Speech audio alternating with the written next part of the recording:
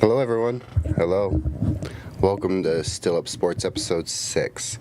Last one was a 5.5. It was a little short just because we were not sure what we were doing. We're just kind of just excited about the whole Grassi, 30 for 30 event. That was so sick. So, we have a fun show coming up. We got a great few topics. We got PS2 and his restructure. Great payday for him. We're going to talk about that. We got the tight end room discussion. We're going to dive into tight ends. And then we got a Jalen Waddle versus A.J. Brown. Who got the better, deal out of it? Who had the better value? Who has more potential? So that's a fun discussion. If you got any questions for Friday's going to be a Q&A. Morning pod. So Friday morning Q&A, drop your questions in the comments after the fact if you're watching this after the fact, because we would love to know what you're thinking and what you would like to know. And I would gladly answer any questions and every question as long as it's, responsible, guys. I'll answer any questions on Friday. So, feel free to drop your questions in for this stream, next stream. And, if you're in the chat, hello, great to see everyone. I know that it's a late stream. Some people aren't used to still popping in, and it's all right. I got some great topics on the list, and we're going to go down a good few. But first, we're going to go take a look at our, we're going to take a look at our progress with this channel, guys, because we have grown significantly. And I'm quite proud of every single sub and every one of you guys that wants to join in here and help me normalize late night sports talk. I know that it's not easy, but we're trying to do what we can. And some people just don't understand that there's going to be a crowd no matter what, especially when you're up late at night. You just get off work or you're working until 8 a.m. We're here for you. We're here to talk Broncos. We got some great topics. I'm excited for all three of those discussions.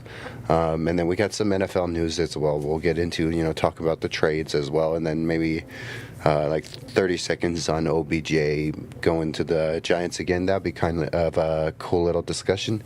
But first, we're going to go take a look at ourselves. And we're going to go look at our progress so far. So we're going to jump over here. Hold on. Boom. Here we are, guys. Look at this. We've gone up like 1 or 2 followers. That's awesome. I think it was 1 follower since the last stream on X, so that's awesome. We're chasing 100 followers on X. We're chasing 100 followers on on YouTube. We are chasing 100 followers on Instagram, and then we are also chasing like 25, 50 on, I think we're at 27, 28 on TikTok. We'll take a look in a second, but we're trying to get as much subs on all these guys, all these followers. We're trying to get all this attention. So just want to give a big shout out to you guys for just showing up and being here with me, whether you watch it after the fact and you stay here to see my growth and my progress with each stream. This is my first stream that I did. I started a script book, so I've been writing scripts, and I've been throwing them away for each stream for the most part, just because they were literally just on notepads. So this for the 6th episode, I actually have a whole script. You can see there's writing there. It's bad writing, but it's there. So the front page is definitely my the actual script, and then the back is definitely my notes for the episode. But I did not finish in time to finish the notes. But that's the point of why I'm going to get this done in between the days between streams, since we're doing Monday, Wednesday, and Friday morning streams. But I'm excited about this because it's at least me getting better and to write it down, and then eventually I'm going to transition and put it all right here. So instead, it's going to be right here, and then I'm also going to be putting a teleprompter. I'm going to turn part of this into a teleprompter, so then I can at least read a little more and stay on topic a little more. But that's the whole point of the script as well. So I'm really just telling myself what we're doing and what we're all going to be focused on for this stream. So just want to give myself a big shout out on the script that we're working on. So that's why right now, I already have it right here. It says, social media, check the follower count, so that's what we're doing right now. So right now, still up right here on Twitter right now. We've gone up by like 1 or 2, so I really do appreciate every person. Here we are. We're going to jump to the YouTube. But we're at 74, guys. 74.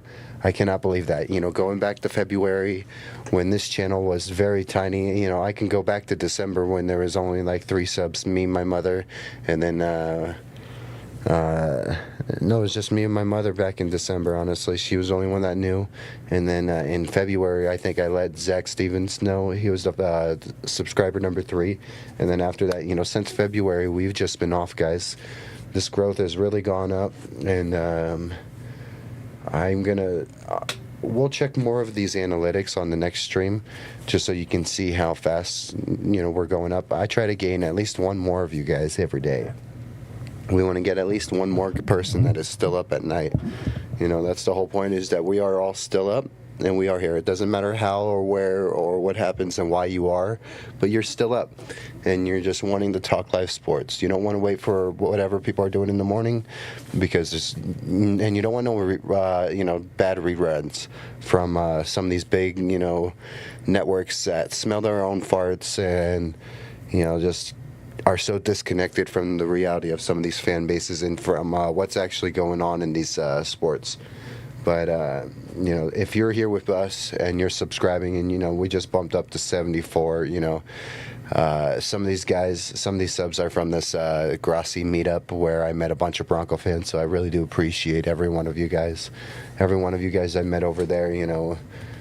Here's the video over here. I'm not going to play it because last time I played it, I actually got copyrighted on it, and it was because there's the Macklemore song. So because there's that song in there, we're not going to play it.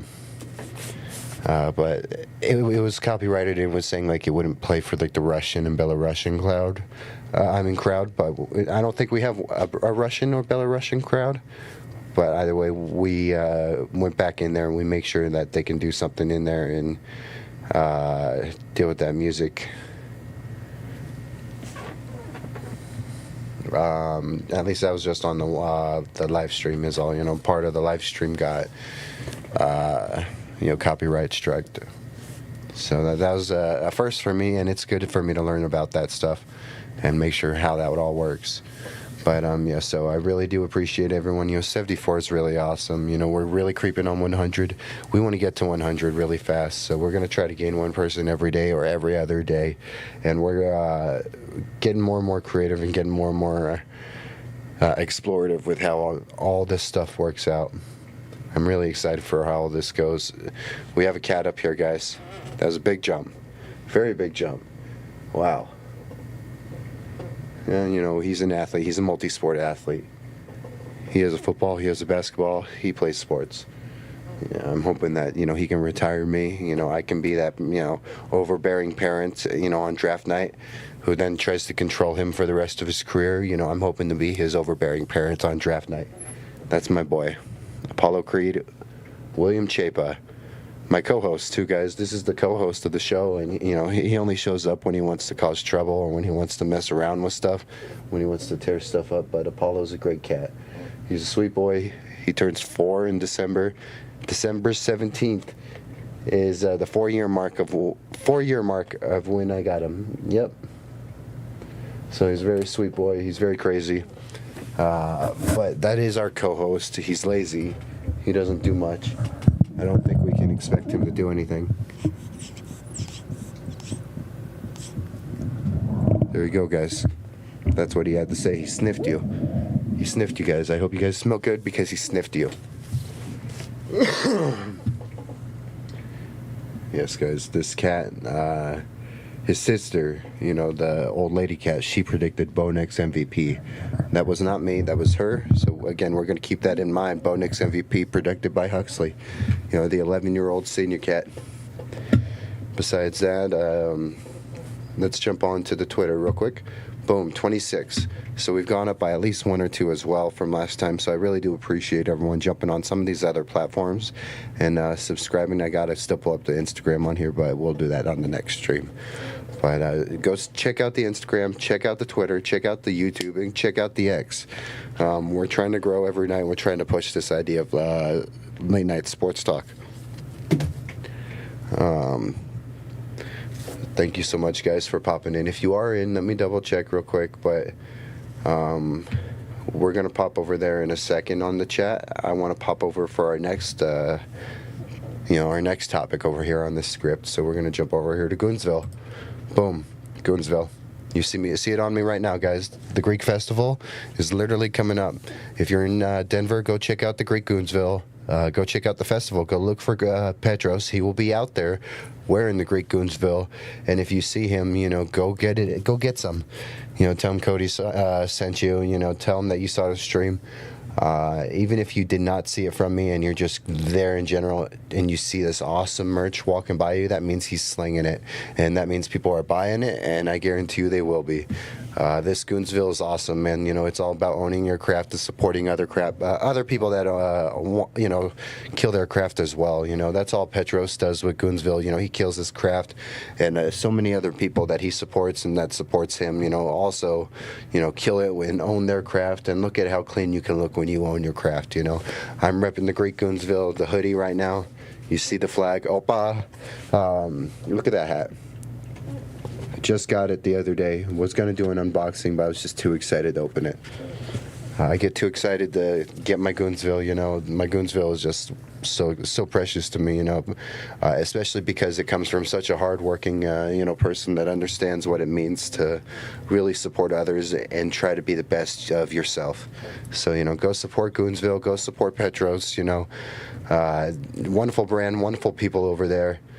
Go check him out on Instagram, man. He is just killing it. Here you go, the origin of the Goon, guys. Goonsville was born from a Colorado kid, Petros Patrides, rooted in Greek heritage and raised in Denver, absolutely. And I can't wait to come see him again and hang out in Denver because we're going to tear it up. And whether he makes it out here or not, I'm going to be at the Greek Festival when it comes here to Vegas. I'm going to make sure I'm out there walking around in it. And if he needs to, he can end up sending me some hats and stuff, and I'll go try to sling some hats for him. Yeah, go check all this out, guys. Petros and his brothers were called goons by their dad. Not as an insult, but as a badge of honor. To them, being a goon meant taking care of business, honoring your craft, and standing strong in who you are. Growing up, he played football. He wrestled. He did track and field. He was a third-degree black belt in Taekwondo, and then he played violin. Vital elements of his craft and who he was as a goon. So that's the step one of being a goon, and what Goonsville means is you got to be understand your origin, and then you want to love your craft. And so when it comes to Goonsville, you are goon, and we are the Ville. Whether whatever makes you who you are, your hustle, you grind your craft. As a goon, being a goon isn't just a name, it's a mindset. The pride of creating, the pride of discipline of working, and the joy of owning who you are. Through that, we've built something bigger and a crafted community in Goons. That's what Petros has done right there, guys. You want to love your craft, and this community has grown so much. Goonsville is just killing it. Anyone who checks out Goonsville knows what they're up to, and Goonsville has been one of the biggest supporters of me. Petros has been the biggest supporter of me, and when I was in Denver back in November, I got to see so much awesome stuff and be inspired from so many aspects from my trip. But to just see this young man just killing it and really owning his craft, and then being supportive of others who are owning their craft, it was just amazing. So Goonsville is just so amazing, guys. And then Goons got Goons, and it says it pretty often on all this, guys. Take a look right here. We got his notes over here. But literally every time he sends me some Goonsville, it says, Goons got Goons. It's not going to say it over there. Let me see if I bring it up close to you guys. But, Goons got Goons. There you go. Yeah. Goons got Goons. You got to support each other. Goons got Goons is more than a motto, guys. More than a motto. It's a promise together as the Ville. We support each other, we push each other, and we fuel each other to keep owning our crafts every single day. We've got each other's backs, and that's Goonsville. I can't agree more with what Petros and what Goonsville is all about and what it says here. That's why you see me wear it every time, and it's because it's about supporting each other. This community is all about supporting each other. I wouldn't be here without your guys' support, and without the support of so many people in my life, I wouldn't even be here. So I'm just grateful to even have my chance to ramble and talk about sports late at night and just do something that's different while still trying to gain 1 or 2 subs every night, which means I'm gaining more and more eyes to this. But, Goonsville, forever family with us, guys. So, go check out some Goonsville. We'll pop back on Goonsville later towards the end and give him another look. And we'll show off some of his catalog later. But we're going to jump in here to some of these discussions, and we're going to maybe start with some NFL news first. But yeah, I just want to say, big shout out to Goonsville. Big shout out to every one of you guys that have been supporting on us, whether it's here on TikTok, whether it's on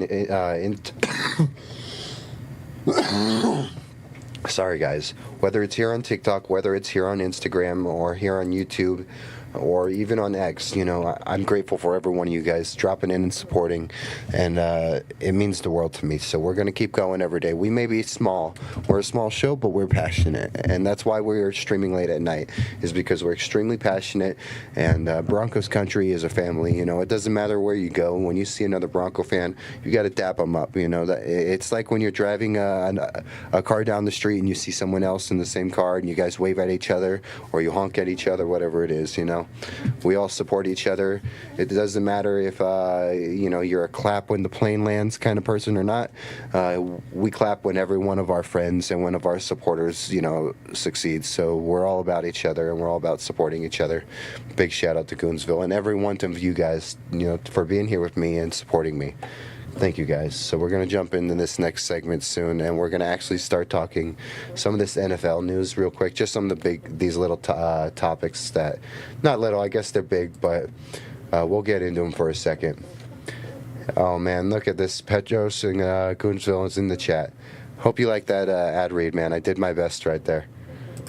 I'm still working on this, but I was hoping to give you a good ad read, and I really hope that you like that one. Man. There we are, guys. Let's see. Let's pop back over. Let me get my chat popped up so I can read that real quick. All right. Jesus, guys. Sorry, guys. I'm just a mess, knocking everything over. All right. Yep. Appreciate it, Petros. Yeah, I was just really trying to push what the Ville's all about. You showed me, and it was just so grateful to meet you when I was there. And it reinforces this idea about like really supporting each other, and you'll feel that support coming back. And I'm awesome. I'm just so proud of where the Ville is for you, man. You're just killing it.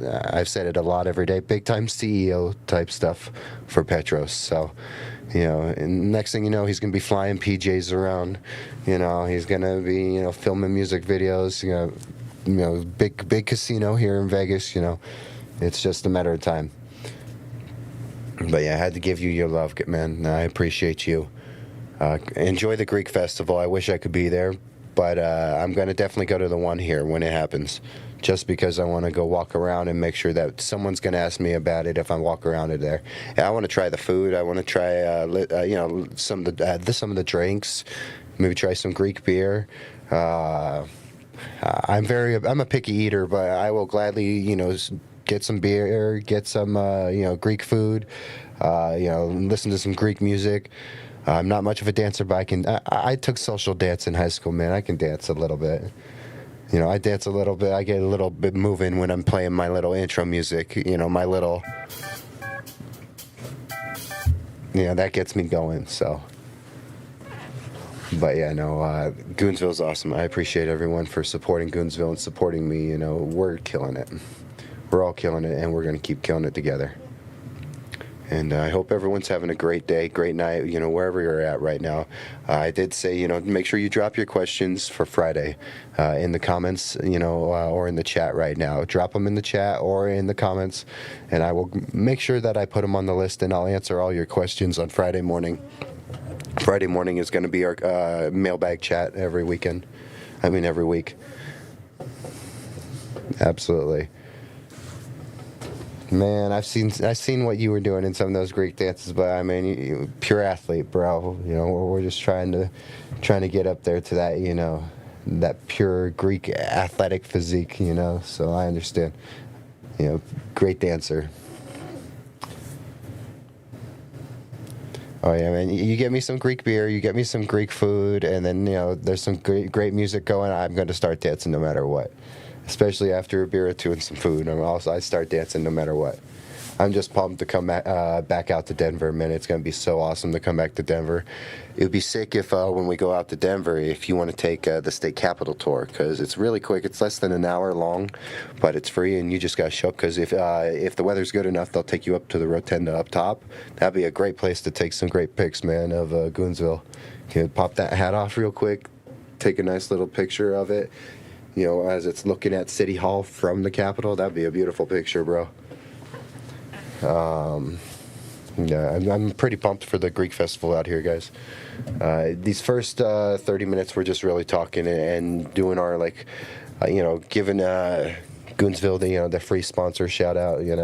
Goonsville deserves it, and then we definitely gave ourselves our shout out because we wanted to really look at the social platforms because we've grown a lot. We've gotten a few subs over the last few days, and we're creeping up on 100.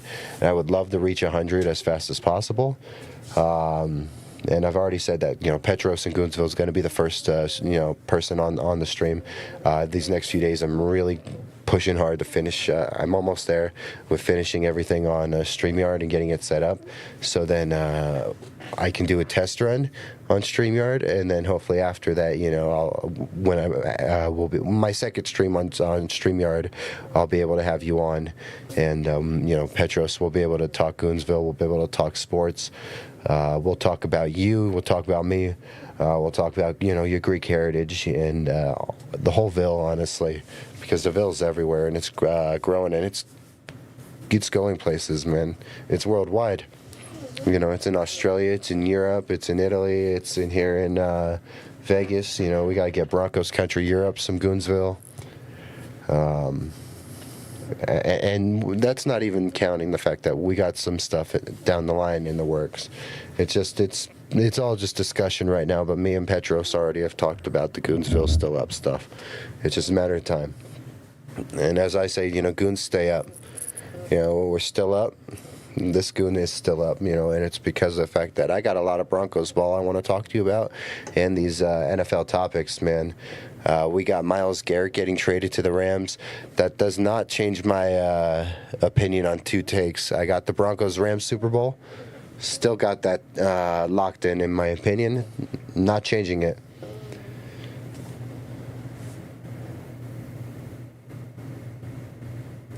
Absolutely, man. The chance of running into other goons is high, especially when you're in Denver. But now we're trying to really grow the brand and make sure that goons go worldwide. I still got more on my part on the Vegas end, for what I can do for Goonsville. So I'm still trying to do what I can, man. Oh, Von Miller is a great question. So with the Von Miller thing, I've already said that, there's some positives and negatives, but I really do love the idea, especially seeing these other teams just try to lock and load and just get as much ammunition as possible. But then if you tell me who I think we could really you need, is it Von or Cam Jordan? And I would honestly, if we're being practical, probably need Cam Jordan a little bit more.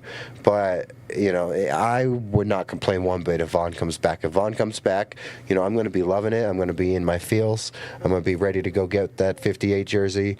I'm going to be, and even if he wears like a goofy number like 24 or whatever, I'll get that jersey.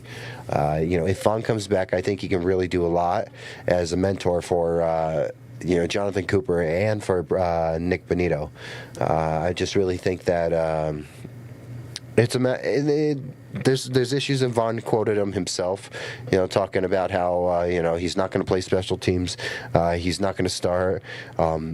And he did not talk about this part, but anyone who knows Von Miller will admit that, having Von Miller in the locker room, that's a big personality, guys. And, that can go one or two ways. and hopefully that it could be the positive part, and he could just really be with us and ride with us to a Super Bowl. That's what I would love. So in terms of the Von Miller question, and I think we'll also readdress that when we do our questions on Friday too. But just to quickly answer that for Goonsville in the chat, I will say that with Von Miller, I will, if he comes back, I'm not going to complain one bit. I'm going to be on board 100%. But until it happens, I'm fully understanding of everyone's. I'm fully understanding of everyone's point when it comes to that. There's a fact that he may take up a spot that he's not needed. It's not worth it. He could be taking snaps up from other people. I understand that, but whatever happens, whether they sign him or don't, I'm just going with the flow. I'm happy with what happens. I just would really love to have him back. I've always thought that Vaughn has at least 1 year of being a Bronco in him, and whether it's this year or next year, we'll see how it goes. But I've always thought that Vaughn deserves to come back and that he wants to come back, and it's obvious that he's always wanted to come back. He's always talked about us as we ever since he was a Ram. So I really do got a lot of respect, and I'm not so one way or the other on the Vaughn thing. I'm more like what happens is a great outcome out either way, and that's what I'm going to focus on, is the great outcome either way what happens. So whether he doesn't, I'm just going to be grateful that some of these guys get some snaps and opportunities. Whether he does, I'm just going to be grateful that he's back and he has a chance to be with us to win a chip and to lead and guide some of these guys too. But so much love for Von Miller, hearts for Von Miller. All right, guys, so we're going to talk about the Myles Garrett Rams thing real quick. In terms of the Rams and in terms of Myles Garrett, yes, I still have the Broncos and the Rams going to Super Bowl 61, and I do believe that the Broncos are going to win that. I do think that, with Week 3, though, because I did have the Broncos going 13-4. I did have them beating the Rams. But I do think that this makes that a little harder. But if anyone has seen Garrett Bowles' stats on Myles Garrett, in the last few games, especially that he's played against him, Garrett Bowles has really grown into his own. And I'm working on a video. It's my first video, guys, that I'm really working on for you guys. And I have a first video coming out, and we'll just say it involves a Mr. 1 Garrett Bowles. And it's a take that I've had on my mind for about since the beginning or middle of last season about Garrett Bowles, and it's because I think very highly of him, and I really appreciate everything that he's been through as a person. I can relate to a lot of what Bowles has been through in his life, and we've lived some similar aspects of our life for sure, and I just got so much respect for the man that he is, for his family and for the community and for the team. So with Bowles, you really hope that we can get him that championship. But in terms of that matchup against Myles Garrett, I'm not too particularly worried about it. He's had great games against Myles, we'll just say it that way. But in terms of that Week 3 matchup, I've been saying that we're going to win, and I still think we're going to win it. Just makes it more harder. Maybe you got to get a little more creative with what you do. But I really do trust Garrett, and then if you need to chip more or block more, you can. But I really do trust Garrett, and I do trust that matchup. So that's just us getting into the Myles Garrett thing real quick. So that's fun right there. I'm not too worried about it. I still have Broncos-Rams as a Super Bowl matchup, but I still do not have it bothering us or slowing us down, because I look at the Garrett Bowles matchup, and even if he were to line up on the other end, I just trust this team to figure out a way to chip him or slow him down. Sean is not going to let that go. Davis may be the play caller. Sean is going to still play a part in designing these, how this team is going to look each week. He's going to have a big part in what these Broncos do in terms of how they want to limit pass rushers or how they want to chip guys. He's going to play a part in scripting some of this stuff for Davis, or at least just, the Broncos are not going to be caught off guard by stuff. Davis may be calling the plays, but Sean's going to be watching everything else, and I really think it's only for the benefit. So I'm excited for that matchup. Another thing on NFL news, we're going to jump over to some NFL news. Sorry, guys. Let's see. OBJ for a second. OBJ to the Giants. How about that nostalgia right there, guys? He hasn't been with the Giants since 2018, I believe. Crazy pumped for OBJ. Hope he stays away from the boats. That's all I hope for with OBJ, guys. OBJ is a really talented guy. He's a talented player. He's been in some position, and he has, been in a position to win a ring. So he has won a ring, but people thought that maybe he wasn't going to get signed this year. But I like the fit.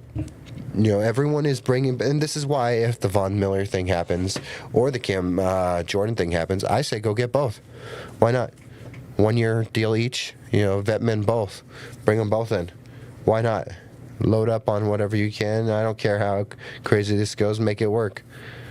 You're seeing a lot of teams just load up and just go for it. In a lot of cases, it's probably going to go bad, but there's some cases where I just see why they're doing it, and it's because there's familiarity, there's nostalgia. It's going to sell tickets, put butts in seats, but at the same time, some of these guys really do deserve these returns. This may be OBJ's final year in the league, for all we know. So that's why to see him with the Giants again, it's only fitting. Really only fitting.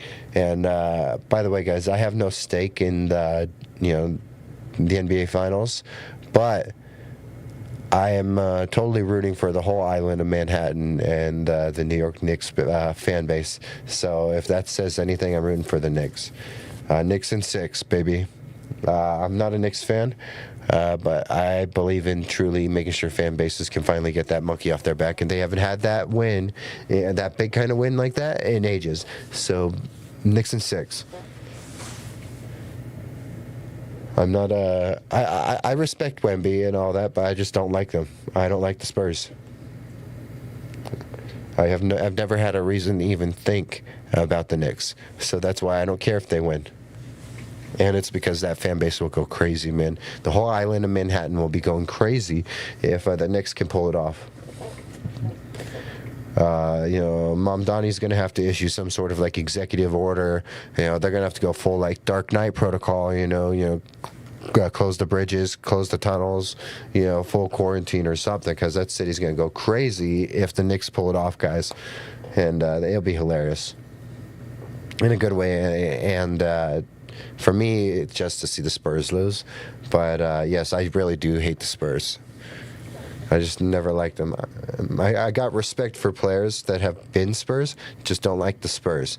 I respect their coaches that have, Popovich, and I got respect for Tim Duncan, and I respect Wemby, but I've never been a Spurs fan.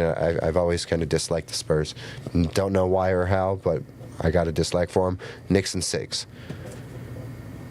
Oh, and then how about real quick, while we're doing some of these sports news topics that are out right now, how about the Knights getting it done in Game 1? I again have stated multiple times this last year or so is when I've really started to lock in on hockey, and as we get into this and this hockey talk and what's going on, to see all the hate towards the Knights is slowly pushing me. I'm not saying I'm leaning one way or the other towards the Avs and Knights, because I've stated before that I feel right down the middle, just because I support all Colorado sports, and I truly believe that I'm going to be a Colorado resident one day.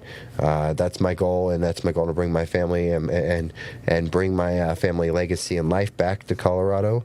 But I truly do believe that you can't hate. Why would you hate on what Vegas is doing?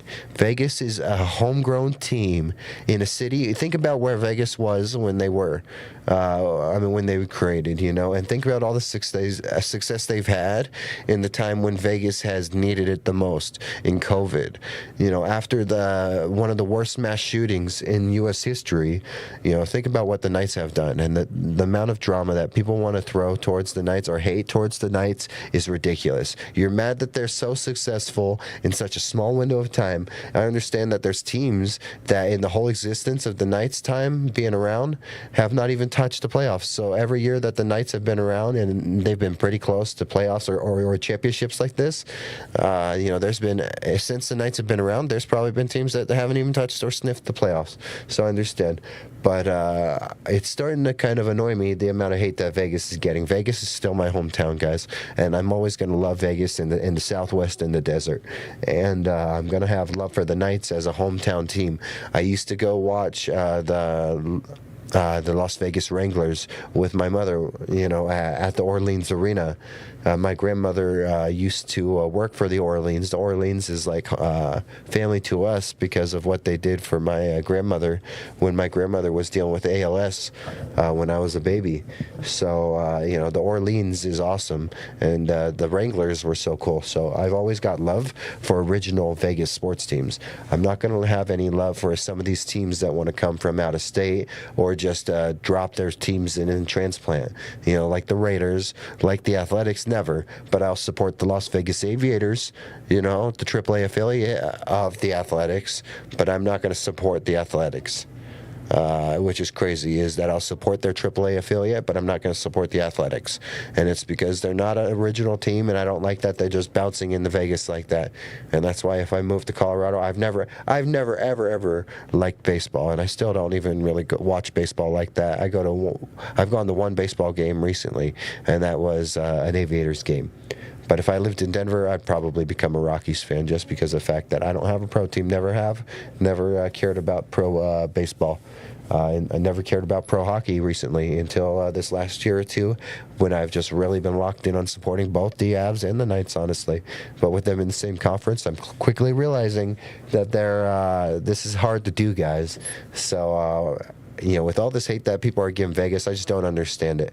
Why are you so mad that this team is winning? Why are you so mad that they're this good? I understand why Avs fans are mad, but in reality, I think what happened with the Avs and the Knights says more about the problems within the Avs than it does about the Knights being great. And I do have the Knights still winning the series, because I even called it back when the Avs and Knights were about to play for their first game, that I thought that this was going to go to a 7-game series and that they were going to tear each other up, but whoever won was going to go win the championship. And I still believe that, so I believe the Knights are going to win the championship. I don't have a dog in that race, or a horse in that race, but I really do believe that the Broncos, that the Avs and that the Knights are both amazing teams. But really hate on the Knights for being so successful in such a small period of time.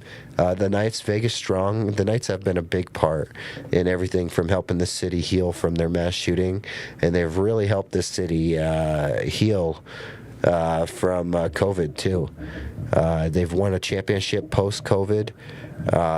They were really good from the gate, and they did a lot after that big shooting. So I just got a lot of love for what the Knights have done as a local team.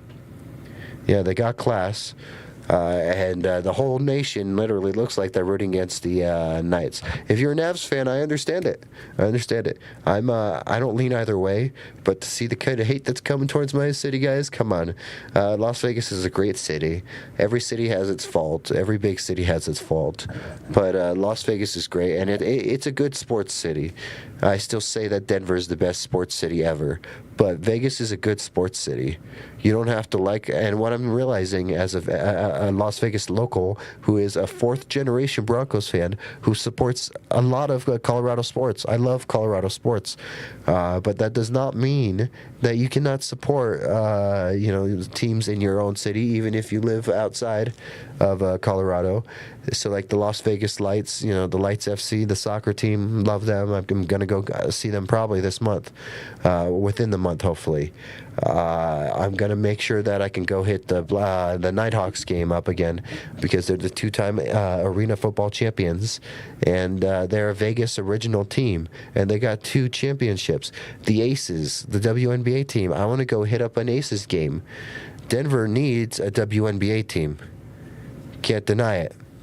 Anyone who's a Denver sports fan would admit they need a WNBA team. WNBA and women's sports are growing faster than anything, and especially I saw something online that said women's sports in general is growing fast, but especially if we say women's. I saw the stat. I said that women's college wrestling is like the most watched or like enjoyed or growing like sport out there, and just women's sports are growing fast. Everyone wants to hate on women's sports until they have a daughter, or until they have a niece, until they have a granddaughter, and then now they love women's sports. So the hate towards women's sports is ridiculous, and the Aces have been killing it. They got 3 championships, guys.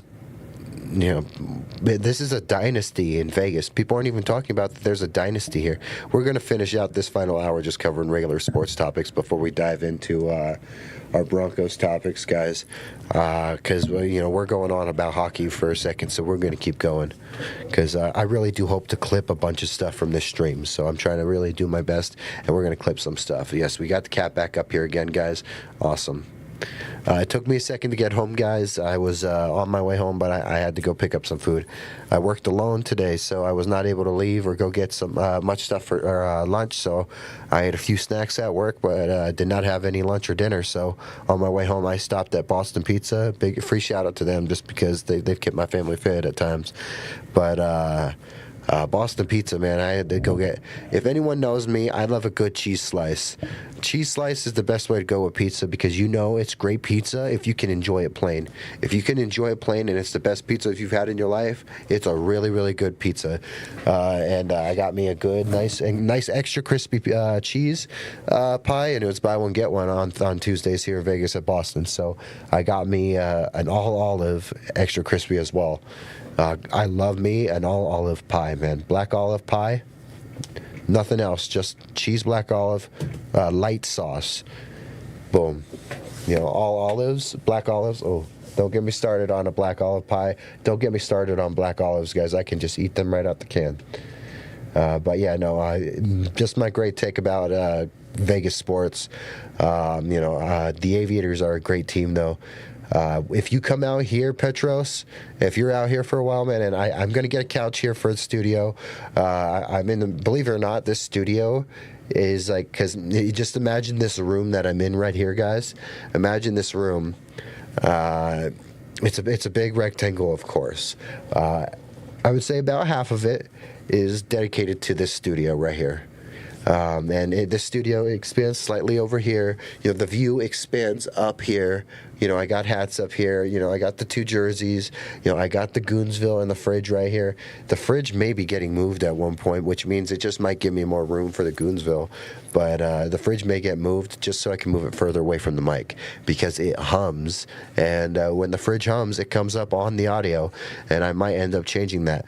But yeah, when you come out here, Petros, I'm gonna have the couch. I'm gonna have the couch here, and then on my other side, guys, believe it or not, that is like my bedroom on the other half of this room, and I had to like change up that whole part to accommodate how this works because how the studio is set up, it takes up half of my room, and like this behind me, that's my closet.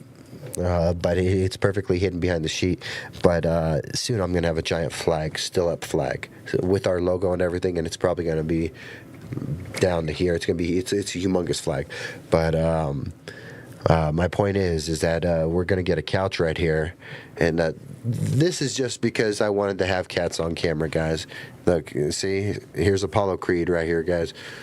Apollo Creed, William Chapa. He has my middle name. He has my last name. Yep. What's he trying to do? What's he trying to do? I think he wants up. What, you gonna do it? Do it. Do it. Do it. He's an athlete, guys. He can do it. Or he's gonna sit down. No, no, no, no. Okay. There we are, guys. He's sitting down. So we're gonna sit here and we're just gonna pet the cat. We're gonna pet the cat and we're gonna ask him what his favorite sports take is right now. What do you think? You think, actually, do you think that Las Vegas's sports scene is underrated? Yeah. So we're going to make sure that when you're out here, Petros, next time you come out here, we're going to take you to some sporting stuff out here, man. Whether it's an arena game, whether we go out to a baseball game, whether we hit up a soccer game, UNLV, dude. UNLV sports is coming up. UNLV is awesome. I never liked any college football growing up until I lived here and I met UNLV football players. I just love UNLV, and UNLV's gotten real good. So we'll check out some sports and stuff, man, whenever you come in town. We just got to bring the Ville. Bring Pops if you can. Bring a goon with you. If you can't this year, we'll make sure that you come out here next year. But either way, when I'm out there, we're gonna hit up. We're gonna do some cool stuff either way. I gotta hit up. I think it's called Mile High Comics. I'm gonna hit that up when I'm in Denver, guys. Mile High Comics, because I'm a nerd. It's one of the biggest. I'm pretty sure it's one of the biggest comic book stores in the country.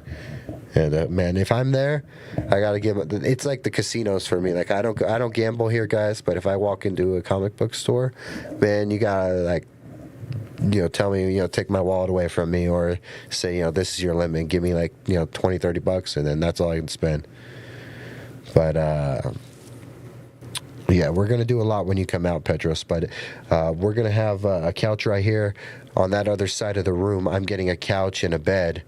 Well, it's like a couch bed, so it's going to be able to fold out. It's something that I saw when I was in Reno, kind of, that it was just a really big couch that is basically a bed itself, but then it slips out and there's room for other people. But my point is, that side of that room is turning into an entertainment room, or like a movie theater almost.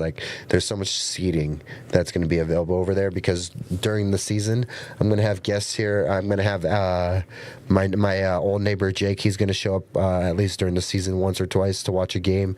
I've offered and extended the invite to Adam, the Bronco fan from the Grassi event that gave me a ride home.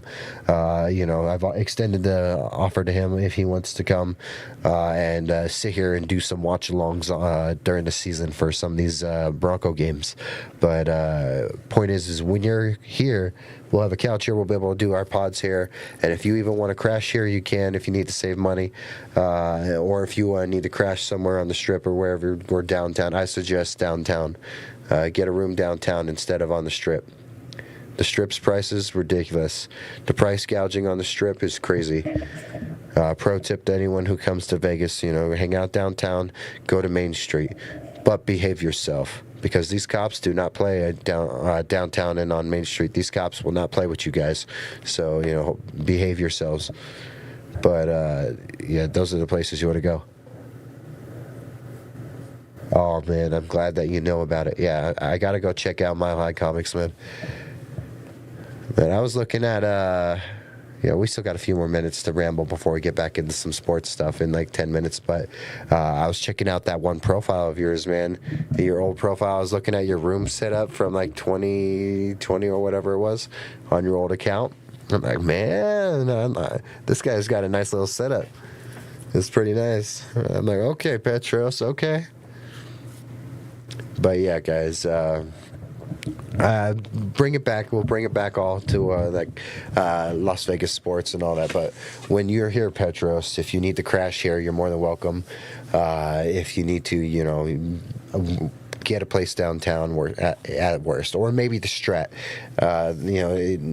What I tell people about when they come to Vegas is don't get too fancy on where you're staying because you want to spend the money elsewhere on what you're doing in the city, so don't get too whenever I have people that come out here, I always tell them, you have Chico Spice, baby. Yeah, Chico Spice did go crazy. I loved it though. I loved it. Yeah. Let's see. Yeah, man, and either way though, we'll go check out some of the stuff out here, man. There's plenty to do out here, just like there's plenty to do out there. So whether you come out this summer or you come out next year, man, I got you. The studio and the setup's gonna only keep getting better. So whether you want to crash on the couch in the studio, you want to crash over there, there's gonna be plenty of seating, because when I do have people over here, there's gonna be people sitting here on set, and I'll have room literally to fit like 5, 6, 7, 8 people on that side in terms of seating on that side. So it's a huge seating area, and down the line, I got some crazy ideas with what might have to happen in the next year or two with the channel, but for now, this next year or two, the setup's going to be pretty comfy and pretty nice, at least while the channel stays here in Vegas. But yeah, you're more than welcome here, man, your family. Yeah, guys, so we got 8 more minutes, and then we're going to actually jump back into, the Broncos news. One other sports news topic that I wanted to get into, though, because we're just on our little sports news topic and little rambling before we get into some topics. But we are going to talk about, quick little mention of that A.J. Brown trade, because it's going to come back up when we get into the whole Waddle. One of our final topics for the show is Waddle versus Brown. Who won that? Who got better value? Who may have, a better season? All that stuff.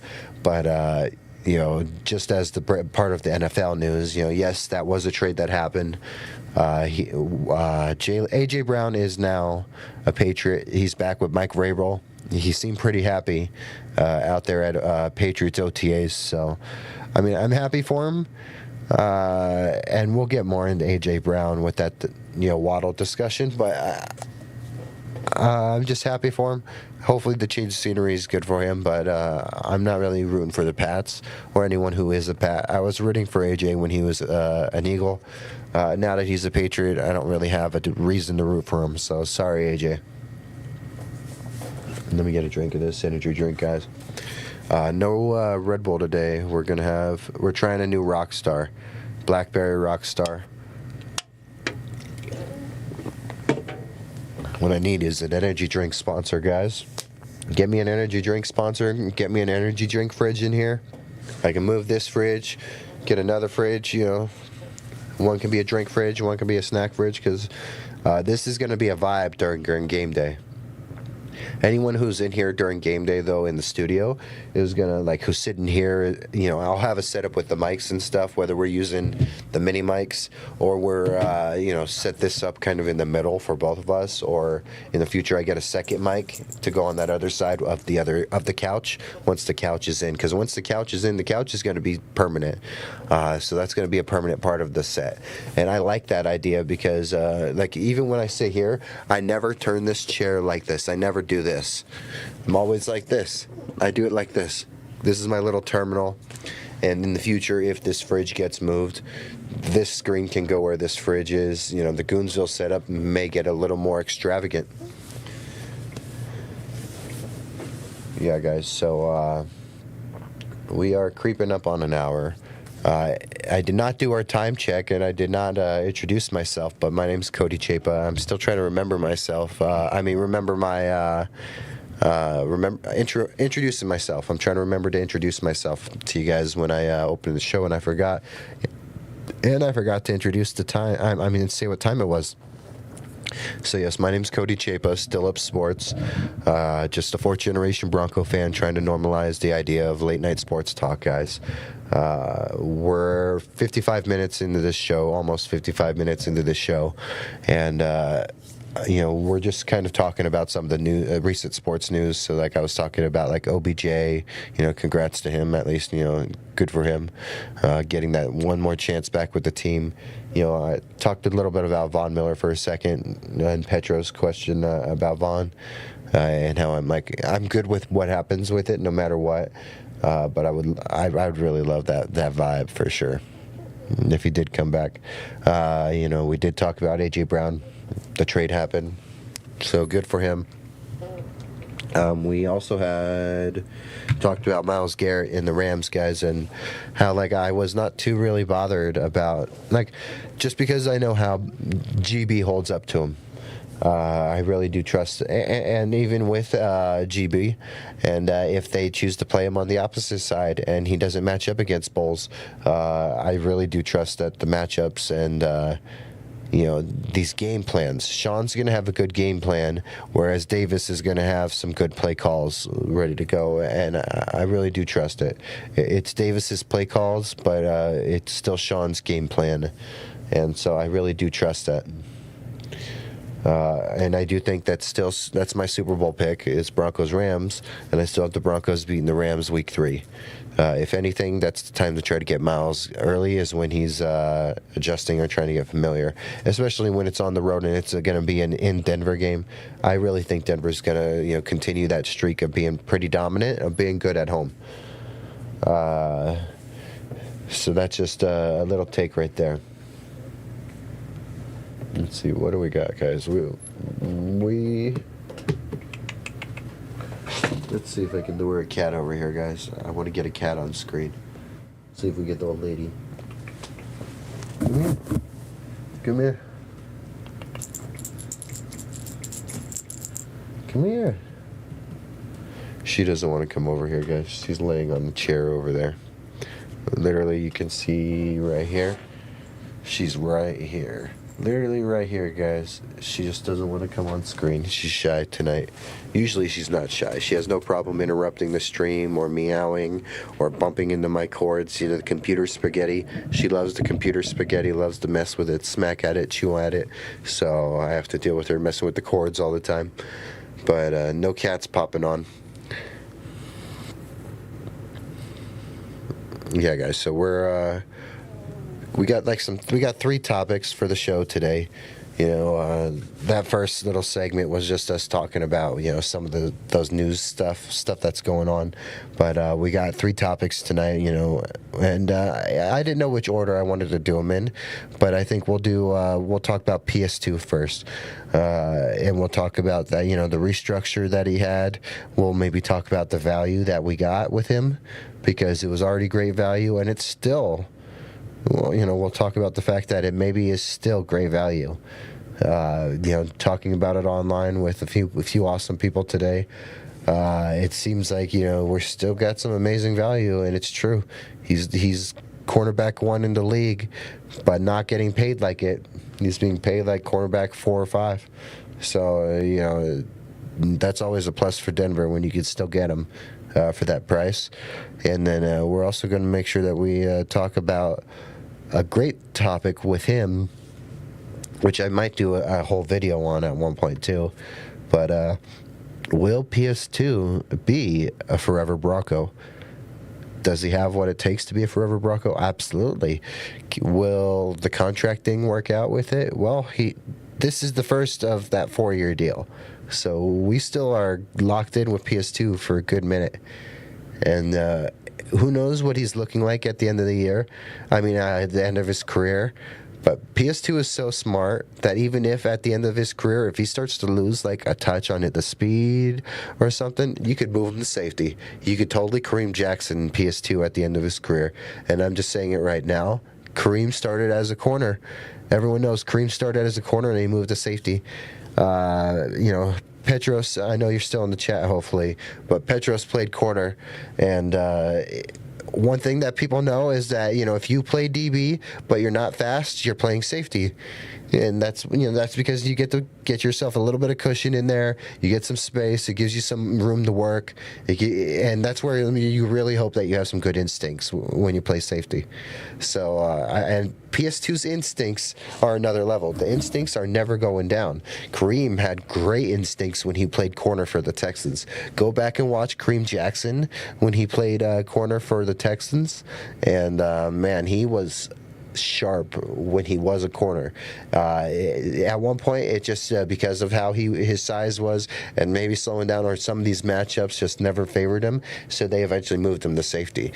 But Kareem Jackson started as a corner and then played some safety, and Kareem even, I want to say he played a little bit of corner for us one of those years, but I could be wrong.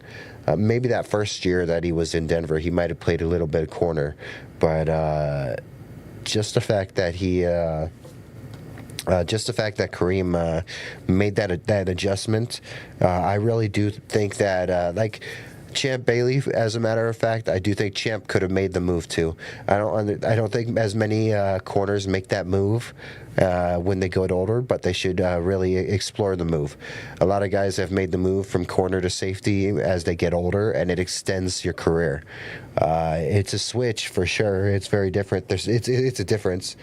But so when I was in high school, did not have the insurance, so I didn't actually get to play in games. I only got the practice. But I played safety in practice, and I was still like a backup tight end. But when I played safety in practice, that's why I played safety, bro. I had no hip transition, so there's a reason why. And I'm trying to remember the Broncos corner who specifically complained. He's like, "Oh, I hate playing corner because I have to run backwards," and that was a huge take back on one of those DMVR pods a few years back. But imagine being a corner and hating the fact that you have to go backwards. Well, sometimes with corners now, they teach cornerbacks now in ways where you don't even need the back pedal. Sometimes they're just teaching them ways to react, or how they can position themselves to where they don't even need the back pedal anymore. It's all dependent on the play and how things are going out, but I really think that Pat could be a forever Bronco, and what could help that is, let's say if after 4 more years he's still an elite corner, then you maybe still extend him, and if at one point he ever shows just a pinch of drop off, why not move him to safety? I really thought that Champ could have did that, and going back to seeing Champ leave the Broncos and end up, seeing Champ Bailey with the Saints jersey was just about as weird as seeing Jerry Rice in a Broncos jersey, guys. It shouldn't have happened, but I think that Champ could have played for a few more years. Who knows how he was feeling with the injuries and stuff, but I think Champ could have played a few more years if he had made the switch to safety. And any corner would probably love the idea at the end of their long NFL career. If you've had a long, successful career at a corner, why not make the switch towards the end, especially if you're still trying to extend the career, especially if your team's in a window and you want to be a part of that. So that I think that's a great discussion for Pat, and we'll start with that. We'll work our way through the Pat discussion on this value and all that, but on this forever thing, I would really love to see him be a forever Bronco. He has whatever it takes. He has. Everyone said it the day he was born, like that can be a Hall of Famer. Not born, the day that he was drafted, guys. Probably, maybe Pat Sr. probably said that. Pat Sr. probably looked at him and said, "Yep, that's a Hall of Fame DB right there," when he was born. But when he was drafted, guys, he probably heard all the noise, and we all heard the noise of people saying like, "Oh, this is a Hall of Famer." This is a Hall of Famer. You just leave him be for like 10, 12 years, boom, Hall of Fame. And he's playing it up. He's living up to it. Every year he has been consistent. He's made a Pro Bowl 4 out of 5 years. I really do think that with Pat, this extension was very much deserved. The value was amazing. And he deserves to be a forever Bronco. We need to get him extended. If I was them, as long as he keeps playing like this, I truly believe he's going to win another DPOY. I think he has it in him to win it next year or the year after. He is that good, and I think he could maybe be. I could be wrong. I don't know if a DB's won it twice, the same DB, but I'm pretty sure he could be the first to do that. But let me double check. But I would love if Pat could be the first DB to win it twice, because I truly believe he will win it. And I think he will win it one more time.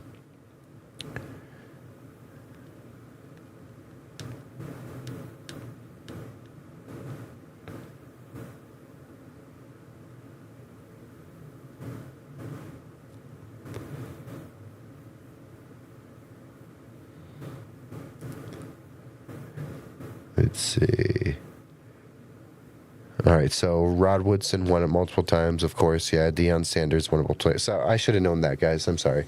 But yeah, so I think he can do it. PS2 is on that level with Prime Time and with Rod Woodson. But I think Pat, after 10 years of being a Bronco, if he starts feeling like he needs to make the switch, he could pull a Kareem and make that move easy. We saw it with Kareem, and Kareem was a great. He was a very hard-hitting safety, and I wish I'm gonna go back and watch some of Kareem's corner tape, because I want to see how hard he was. We knew he was never a liability as a tackler. We all knew that, but I want to see, was he always like a thumper as a corner versus as a corner? I mean, as a safety, or is it just with Kareem, it's just natural? He was going to thump you no matter what, whether he's playing either position. But Pat, technique never stops, and be a great safety. It's all about technique, because some safeties lack some athletic ability, and that's why it makes some sense. I would really love to see that happen for Pat, and I'd love him to be a forever Bronco. And then getting into some of this talk with Pat, we'll get into this value discussion with Pat and this restructure. So with this restructure, he gets $5 million a year, and then there's the possibility of another $5 if he makes a Pro Bowl or like an All Pro, which is just a guarantee at this point, because he's won it 4 out of 5 years of his. I mean, he's gotten it 4 out of 5 years of his career, so it's a guarantee that he's probably going to get it again. So basically, a nice little raise for him. He's still undervalued. When we talk about his value, like I said, he's basically cornerback 4 or 5 in terms of pay, while still being CB1, out there in the game. You can't tell me there's another cornerback 1, Gonzalez, Stingley, whatever. To me, that sounds like 2 or 3 to me. Pat is cornerback 1, and we are not paying him like cornerback 1, even with this raise. So we should be grateful that we had this much time already, this many years, with him being undervalued for what we got him for, and we got him for 4 years still. He's on the books for 4 years, guys. So with that being the case, I'm pretty excited to see what can happen in terms of in 2-3 years into that deal. Are we going to want to already start getting ahead of re-signing him again and get because that's how you make a forever player on a team, is you keep stacking up these contracts before they even hit free agency, and you keep getting them on friendly deals. And then every once in a while, if you need to pay a little bit more to keep them happy, and I don't think this was a keep them happy thing. I think this was just give him what he's owed kind of thing, before this ever becomes a problem or a discussion. So I'm pretty certain about that we're getting great value. The value's still amazing with Pat, and to be getting him for what we are, it's amazing. He's better. You look at the other corners that are paid more than him, he's way better than them. Maybe there's some that are good, but I would argue that he's better. And I think that most people would agree that Pat is the best corner in the game. There's no argument there. I wouldn't say there is. See, look at this, guys. We're going to jump over to screen capture real quick. But see, look, so here's some of that news, about Pat's deal and all that. And the first thing that Pat did is he went out and did a charity thing, after getting this deal. he got this deal and he was doing a charity thing. You know, Riley Moss was there, a few other teammates, so that's awesome. He deserved this rework deal. But, you know, look at all these great stories covering it, so feel free to go check out some of those guys. But, I mean, he's a positive person in this locker room. You know, he's become such a staple in this community. If anyone's checked out that Pat Surtain mural in Denver down by Coors Field, it's amazing. I walked all the way from Brooklyn's Pizza on 16th Street all the way to get over there, so about a mile. I made sure to make that trip just so I can see the mural. But, you know, look at this. You know, Pat Surtain deserved it. And a lot of people are already saying, like, so that's a great discussion on the whole, like, Myles Garrett Pat thing, just because some people think that Myles Garrett is primed for, like, a DPOY year again or whatever. But don't count Pat out. He wanted it last year. And I think that Pat can very much get it this next year. I think he's still the best quarterback in the game, and he's going to be the best cornerback in the game for another 4 or 5 years before we really start to see some sort of decline. All right, so there goes Pat. All right, that's for our tight end discussion coming up. Let's see, big shout out Goonsville, guys. Yeah, go check them out. I'll just double check all these.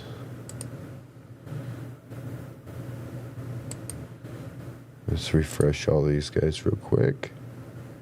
Yep, still at 74 subs, guys. Let's try to get 75 in the next 24 hours. So if you can, guys, like, subscribe, comment. Feel free to share. You know, if you know anyone that's up late at night that wants to hear Broncos talk or sports talk, you know, get them to like it. You know, just help us grow 1 sub a day if possible. We're chasing 100 subs, you know. Let's go right here real quick. We'll get back into that Pat conversation just in a quick second. I just wanted to show something. But Mile High Monster, you know, Mike, he always is posting some great stuff. And so, like, he posted this. So if anyone pays attention, you know, he always does this. There's right now there's 30 Broncos shows on here, and you got a bunch on here. And look at where we're at, guys. It says we're at 71 right there. We're at 74, so this is already old. But look at us, we're cracking top 30. That's just awesome. And a lot of this growth is mostly since February.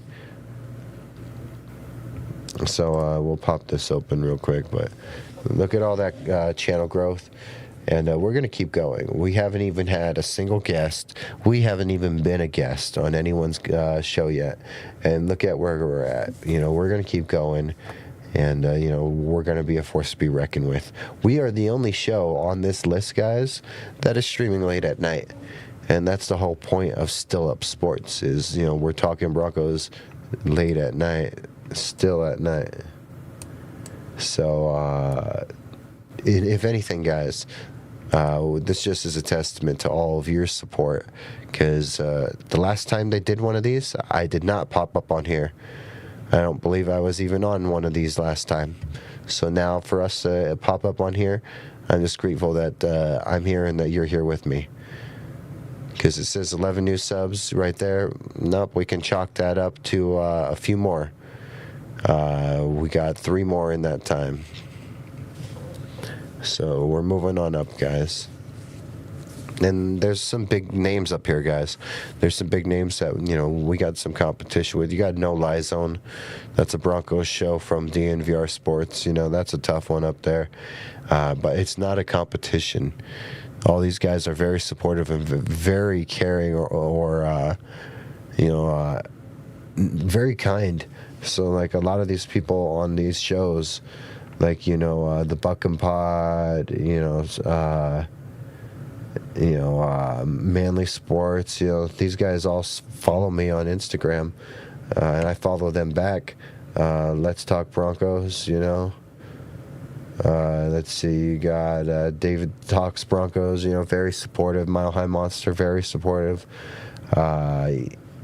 Sports Talk Denver, Ben, you know, again, just when I created the TikTok account, to have his support was awesome.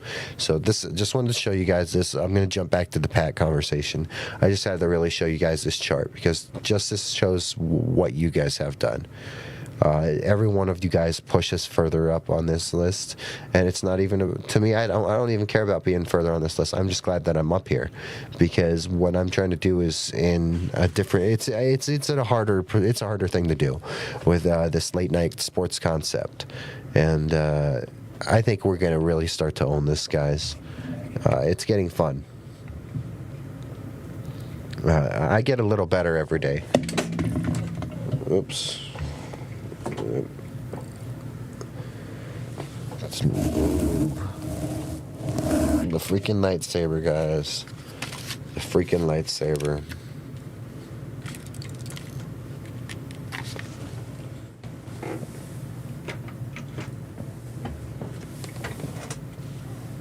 But yeah, guys, so just look at all those shows up there.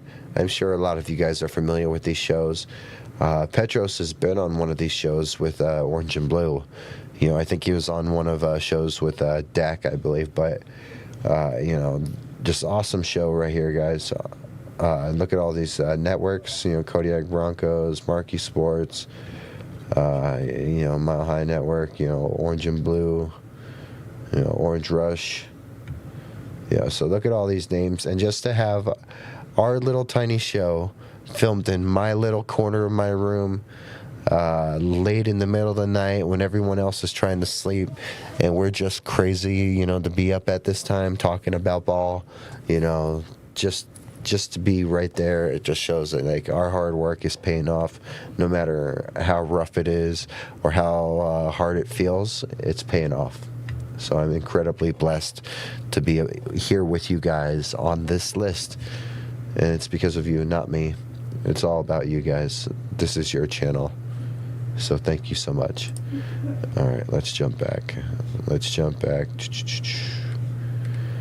All right. Nope. Sorry, guys. There we go. No intro video. Not trying to hit you with an intro video. All right, guys. So back to Pat Surtain and the value. The value's great. It's still great. There's nothing to really worry about. If anything, I say in 2 years, 2.5 years, reevaluate it and try to get him down cheaper again for the future. Because keep this man a Bronco forever. He deserves it. He really deserves it, and there's not much to it. Why not make him a forever Bronco and just keep him around as long as possible? And then if at one point, if he doesn't want to play corner, throw out the possibility of safety. I would love him to stay a Bronco for another 7, 8, 9, 10 years. I don't care. I would love him to have a 15, 16-year career. If not, you know, whatever we get is amazing. But I just love to have Pat. I'd love to have him long term. He's deserving of being around long term.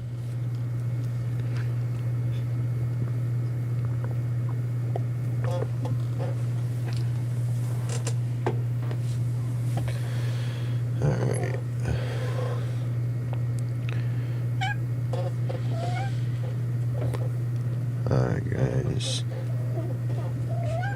So, yes, my discussion on Pat, you know, value's great.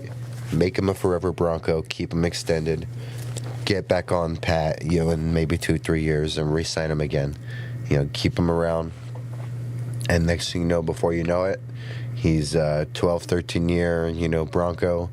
And he's got, you know, who knows how many Pro Bowls and All-Pros.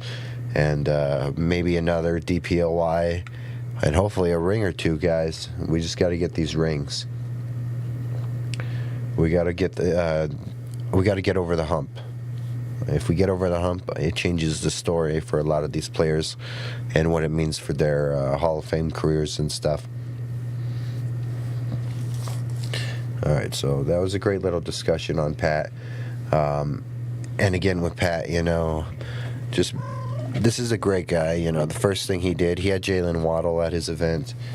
He had Riley Moss and Jalen Waddle at the event. He's a great guy. He's always in the community. He's a great leader for this team, and he's just, besides being cornerback one, he is by far probably one of the best leaders you got.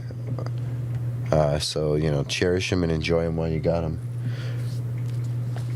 So that will end our PS2 discussion, guys. We're gonna move on to the tight end room real quick. Let's take a look at the cat. Let's move this camera.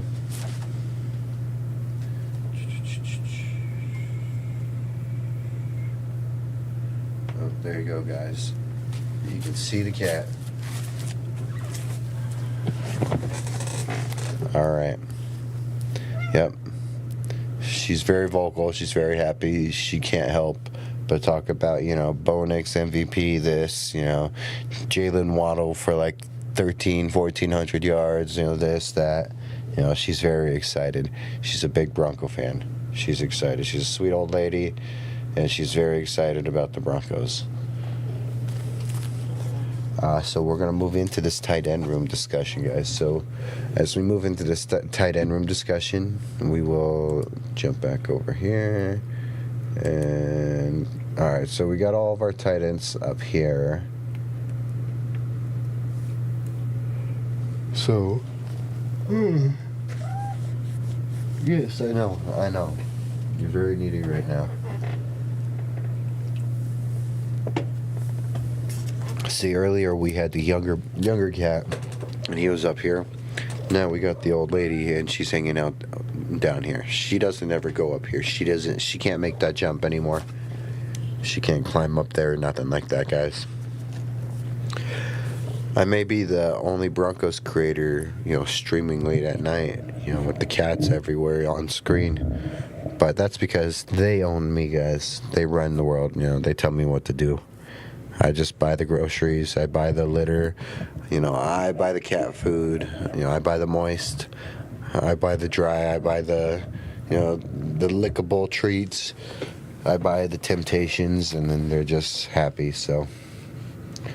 But, their presence alone keeps me happy. So as we get into this discussion about tight ends, guys, one of these points that I want to hit on tight ends is I do want to talk about Evan specifically and what we could maybe see with Davis Webb, or what we could expect. And if in fact we can, if we can see, more than just that glimpse from the Cardinals preseason game last year. If we can see more than what we saw from the preseason game last year, and that can be permanent, no matter what, I think this is still Evans' last year on the team. I think that they've drafted his replacement, and they really hope that Jolly pays out to be that replacement, because Bentley comes off as like your Troutman insurance, or like your Troutman replacement, whereas like Jolly is like, he can really learn from Evan, especially if Evan takes off. And I think Evan understands that he had a lackluster year compared to what he wanted to have. And because of that, I think Evan's going to be trying to have a really good year. He's going to be trying to be better than what he was. So with that being said, I do have a feeling that he's going to at least show up more. And we saw him a little bit last year, not as much as we wanted. But if we could see twice that, or at least a little more, I think it may have just a good enough of an impact to at least really matter. And I really do see Jolly being the replacement in the future. I do think that he's been replaced already. And this is not counting what may or may not happen with like Loner. Loner is like the long term. You can work on Loner for a few years. You can cook him for a few years if you want to. You can throw him on the practice squad maybe for a few years if you get away with it. You could try to really groom him for a few more years if you need to. But in reality, it's like how many of these guys are going to make this team?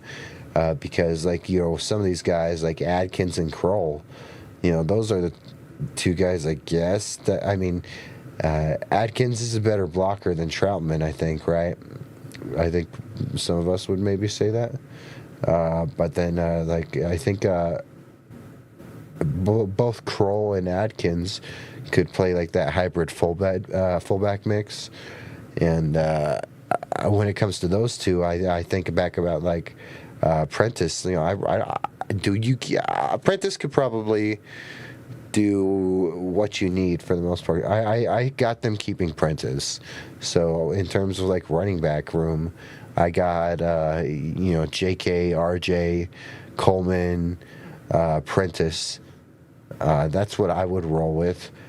And then try to squeeze Bidet or someone else on the practice squad. Sorry, guys.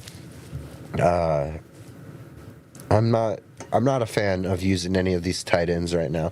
I just think that they take up space right now. So if they're one of these, we can use them as a tight end fullback, whatever. I think you can use Prentice as a fullback tight end. So just use Prentice as that, in my opinion. So when it comes to like running backs, I say just keep 4 and then just try to get 1 or 2 on the practice squad. When it comes to the tight ends, I would like to assume that you're gonna see some of Loner this year because of all this talk, but I want to wait and see what the discussion is from some of the media when they see Loner in practice. I want to hear what some of them say when they actually get to see him with their own eyes. But so like I said, when I look at this roster and I look at this tight end group, I already would have no problem making the move and just cutting and moving on from Adkins and Kroll. Maybe you can squeeze one of them on the practice squad. That'd be great. But and I just like the idea of developing and growing Loner. Go 5 tight ends. Ingram, Troutman, Jolly, Bentley, and Loner. Loner's going to have to play practice squad. Same with Bentley and Jolly, of course. Hell, even Troutman if you need him to. But I'm just saying that tight end 1 and 2 going into week 1. A lot of people have high hopes for Jolly, but I think that he's not going to be tight end 1 or 2 for week 1. I think tight end 1 and 2 for week 1 is still going to be Evan Ingram and Adam Troutman. But then you're going to probably throughout the year see Jolly and Bentley being mixed in. Bentley really is, I think, probably a better blocker than Troutman.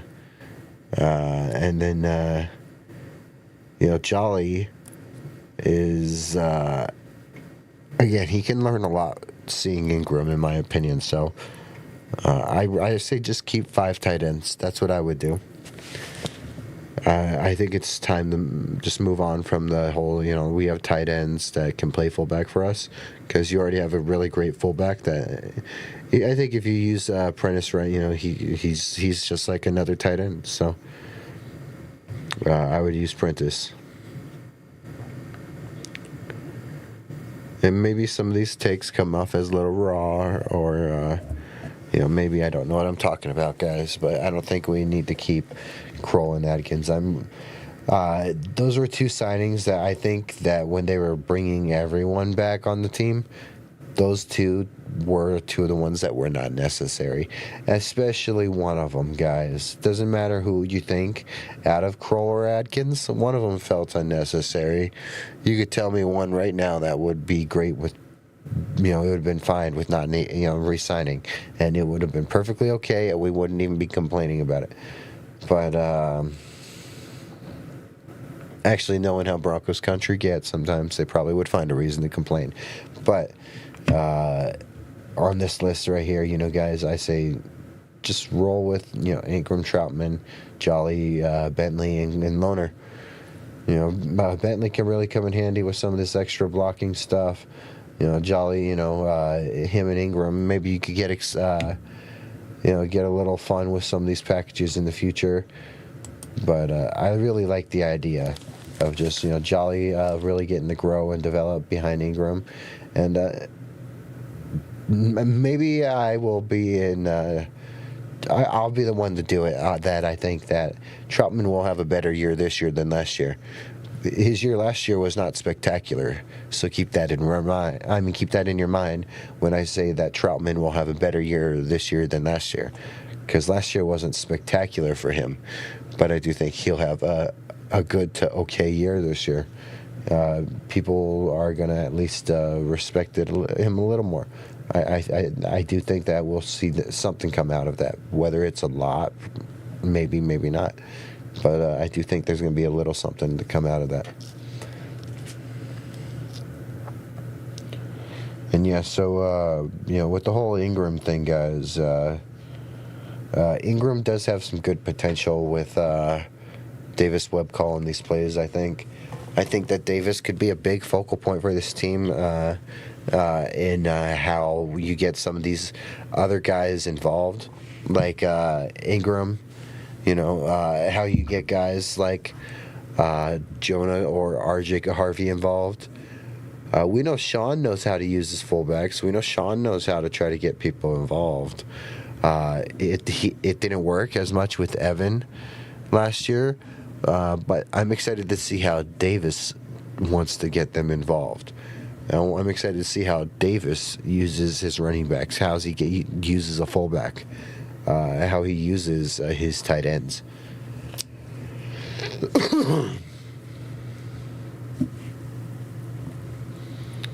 Yeah, guys, I'm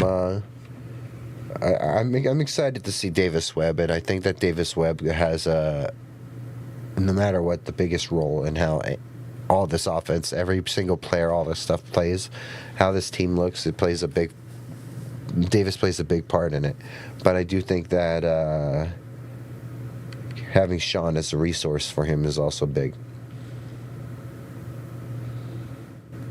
So, what do you guys think? Let me know in the comments about Pat Surtain, too. Let me know if you think Pat Surtain should be a forever Bronco. Let me know if you think that PS2 is still undervalued, and if you think we are lucky, or if you think that we are overpaying him or underpaying him. Market says that we are underpaying him, and his performance is outperforming what we pay him. So, we should be grateful for that. But let me know your take on Pat, and also if you think Pat should be a forever Bronco. Do you think they should, if anyone's on this team that deserves it, it's probably him, right? And then while we're talking about the tight end, guys, let me know who you would keep. Would you keep 4? Would you keep 5? Would you keep just 4 and then try to slip Loner onto the practice squad? I'm not opposed to keeping 5. It's just the point that we talked about the edges the other day with this Vaughn discussion, and we're bound to get back into the edges with one of these streams again. But with all these tight ends, if you keep 5 tight ends, are you going to be able to keep 5 edges? 6, 7 edges, if you want to bring Vaughn in and keep all these tight ends, this is my point, is there's some messes there. And with Vaughn not playing practice squad, that does not help. I'm not practice squad, not playing special teams, it doesn't help. And with Vaughn not being a starter, it doesn't help. So you got these. It's a good thing because these questions are not whole questions. These questions are who's going to play, who's going to make the team questions. So we spent many years in where this was all bad because it's going to be a whole. It's not one of those situations. It's literally one of those situations where we are talking about, how do we keep winning without having to, move on from some of these guys. And we want to keep, how do we keep this team, basically? That's all it is. It's not like, oh man, we got so many holes at tight end. No, we don't have holes at tight end. Look at all these options. And I do think Evan's going to have a better year this year. I was high on him last year. I'm very high on him this year, just because I think he has, he's determined. So people should not underestimate how excited he is. Uh-oh. Sweet old lady, guys. Oh, she's laying down. Here, you guys want to hear her talk? Here, let's listen to her.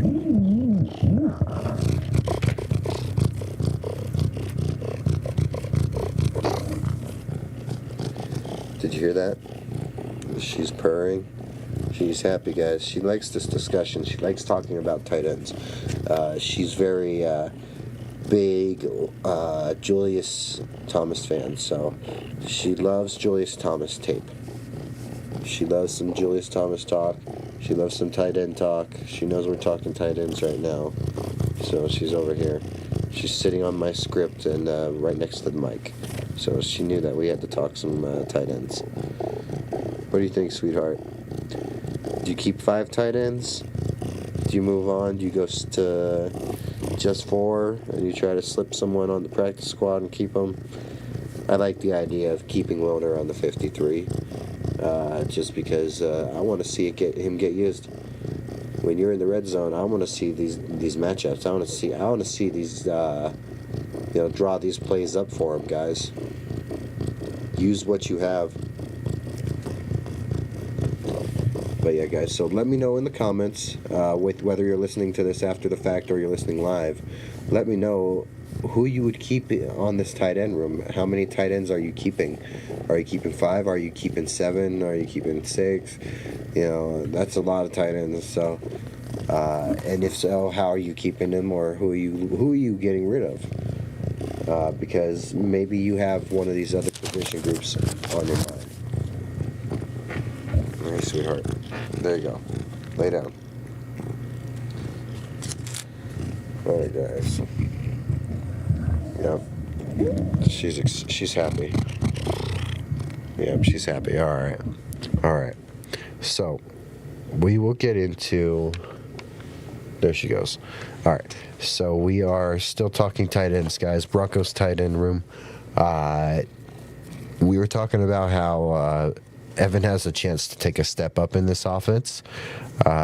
We saw it in that one little preseason game against the Cardinals, but maybe we get to see more of it. Maybe he actually comes on a little sooner now.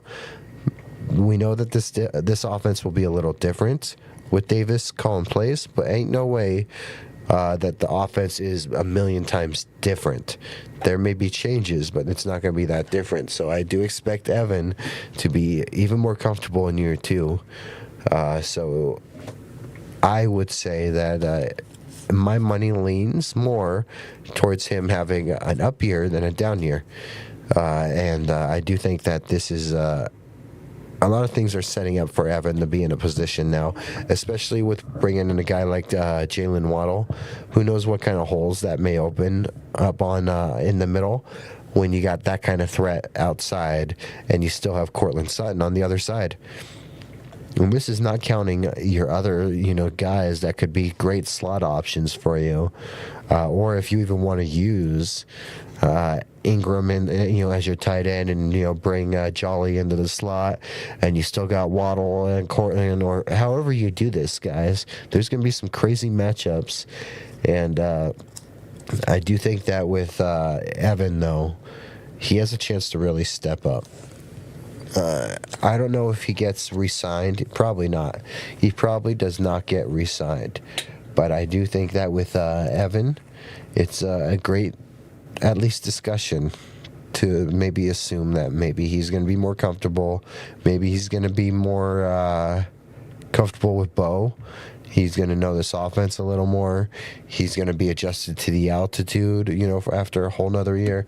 I'm just giving Evan the benefit of the doubt, while some may not want to, and some think that Jolie's going to be starting week 1. I do not have Jolie starting week 1. Your starting week 1 tight ends are going to be Evan Ingram and Adam Troutman, guys. That's how it's going to go. But I do expect Jolie and Bentley to play parts and roles on this team as rookies. And I expect those two in their second year and their third year to take another step up and to grow a little more. And that's when you'll start to see some of this weight get put onto their shoulders, is when they're in their second or third year. All right, guys, hold on. Let's just jump back to the chat real quick. We are talking Broncos tight end, guys. This is Still Up Sports. My name's Cody Chapa. It is currently 3:32 Mountain Time, so I hope everyone is having a great time. If you're in Denver, if you're awake right now, thank you for being awake. Thank you for being still up with us.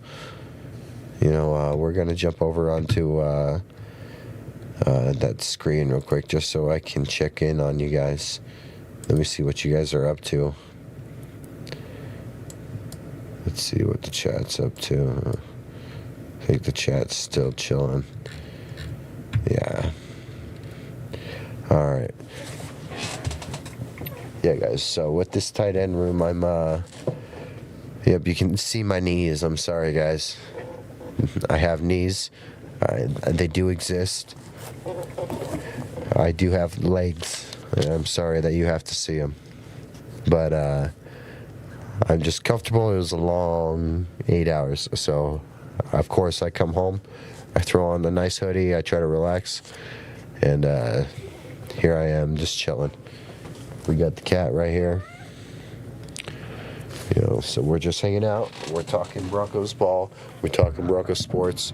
We already had a discussion talking earlier about, all kinds of things, honestly, man. We talked about that game one for the Knights and some of the unwarranted hate for the Knights. We talked about OBJ. We talked about, we did talk about the Myles Garrett trade.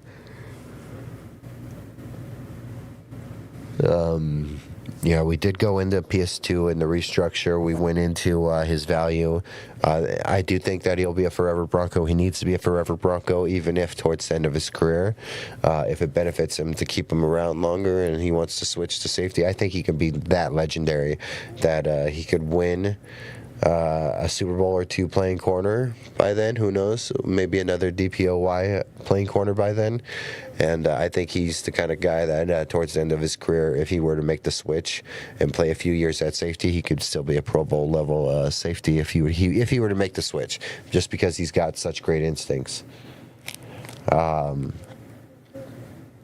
guys. So feel free to drop a comment and let me know if you have any questions. Friday we're going to be doing a Q&A.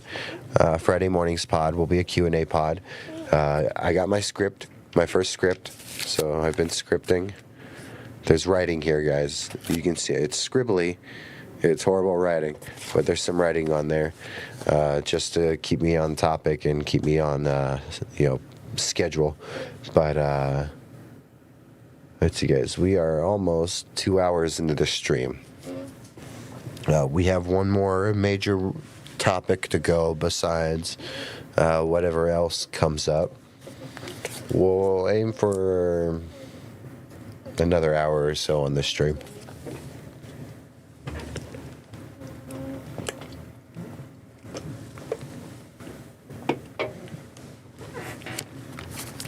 If anything, we may take a small intermission. And these intermissions, if and whenever we do take them, guys, they're good for you and for me. Because in that time, I can always go to the restroom. I can always grab a drink. I can always, eat something real quick.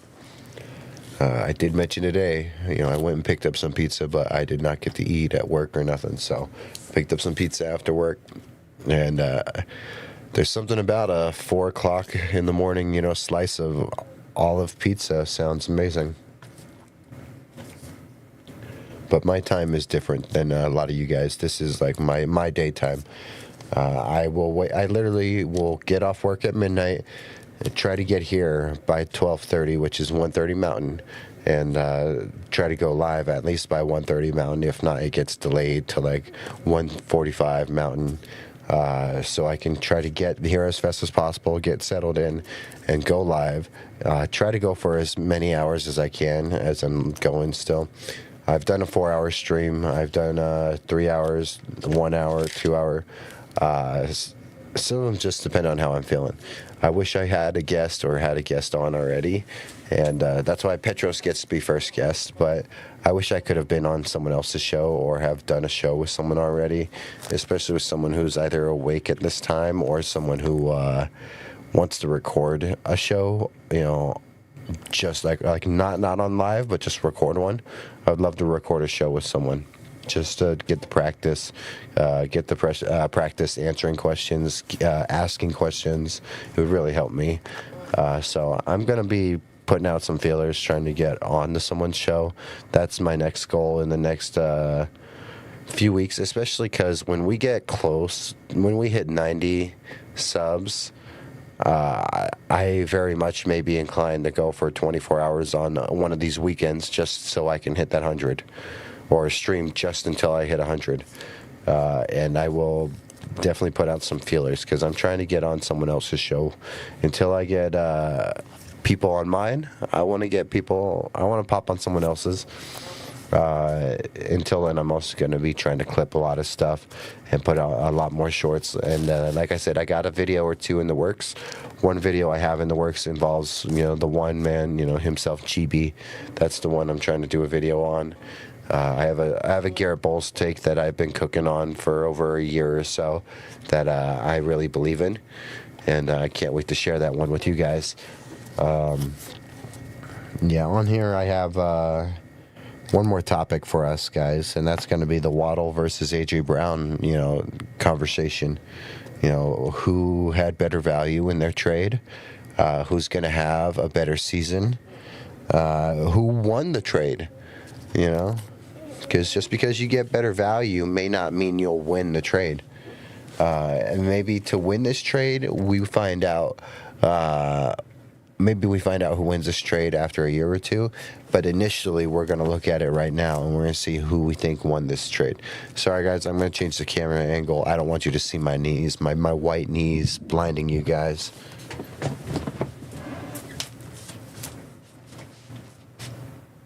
Yeah, we just go up a pinch. Well, alright, we'll go that. You get to see the Benny Fowler jersey. Nice. Alright guys. Yep, you can still see the cat. She's right here. Huxley's right here. She's happy, don't worry. But yeah guys, so our final topic's gonna be the Jalen Waddle versus AJ Brown trade. Who got the better value? This is a Broncos versus Patriots conversation still. When it comes to this, in terms of value, we're going to definitely pull up. That's something I did not have pulled up on the screen. I had the tight end stuff and then the Pat stuff pulled up. I forgot to pull up that stuff on screen. So I am going to pull it up. Let me just go back first. So let me get that part set up. Let's see. Let's grab this keyboard.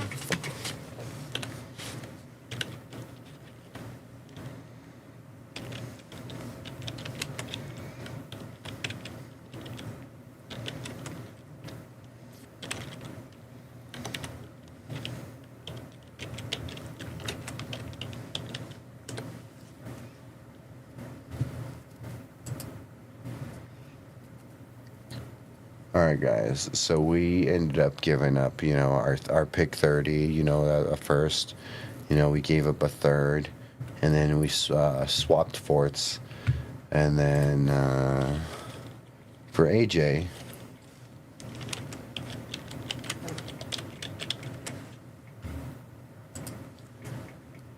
Let's see. For AJ, Philadelphia ended up. New England gave up a first, which for them, who knows what that could be. In my opinion, a New England first is middle of the 15 to 20. I think New England makes the playoffs or barely makes the playoff. I think they're going to have a really tough year. Even if they make the playoffs, they're going to have a really tough year, in my opinion. I think they're in for a rough year. with everything looking in on them, of course. Yeah, so it was a first and a fifth, whereas for rest it was a first, a third, and then a swap of the fourths. So I mean, that's in terms of if you're looking at the value, guys, and or so maybe you might argue that some of the value or the draft, and maybe it was a better deal for.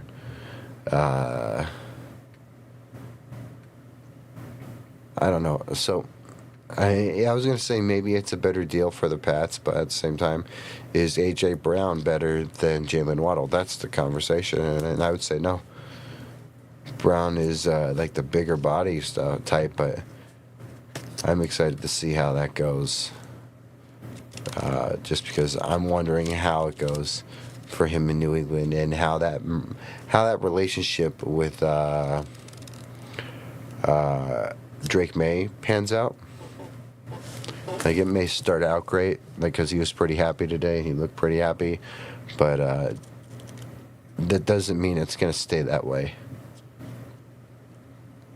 I don't know, guys. I really say that maybe New England had better value, but I mean, in terms of like picks, that's all it is. Like if we're going off just picks, maybe they had a better trade because he didn't give up a third. But at the same time, I would totally say that, these are two different players you're trading for. AJ wouldn't have been worth that third, in my opinion. A first and a fifth, yeah, he's worth that. But a first, a third, and then a swap of the fourths, I don't know if AJ's worth that. So I would say that I think Brown is still the more talented and the one that is worth the value. If you guys got any disagreements, let me know on this whole AJ Jalen Waddle conversation. Come here. Yep, we got another cat. All right, so we got both cats, guys.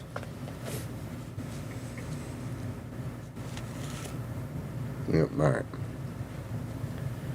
But, yeah, so if you have any comments or opinions on Jalen Waddle, any opinions or conversations that you would, or questions that you want to drop about Waddle or, A.J. Brown in terms of value comparison or stuff like that, go ahead and drop it, in the comments now or in the comments after the fact. But, maybe you would say that maybe the Pats won in terms of like the value part, but who's going to have a better potential? I would argue that that's definitely where the Broncos win. They probably have the better potential still. I like the potential with Bo Nix, and everyone's been saying it. We are missing that explosive piece on the outside opposite of Court. Court has always been a wide receiver one who at times does not live up to. Oh, Jesus. These cats, guys. They're freaking crazy. What the hell? Relax. Come on. These guys are freaking wild. But where'd I leave off? Sorry, guys. Yeah, so maybe the Pats had better value in the trade, but I think in terms of who has better potential in their new locations and teams, I definitely think Waddle has a chance to have better potential. And it's just because of I don't know if New England is the place for AJ, and Waddle is less drama than AJ. Waddle, I think, has more potential than AJ. I think he's more explosive than AJ.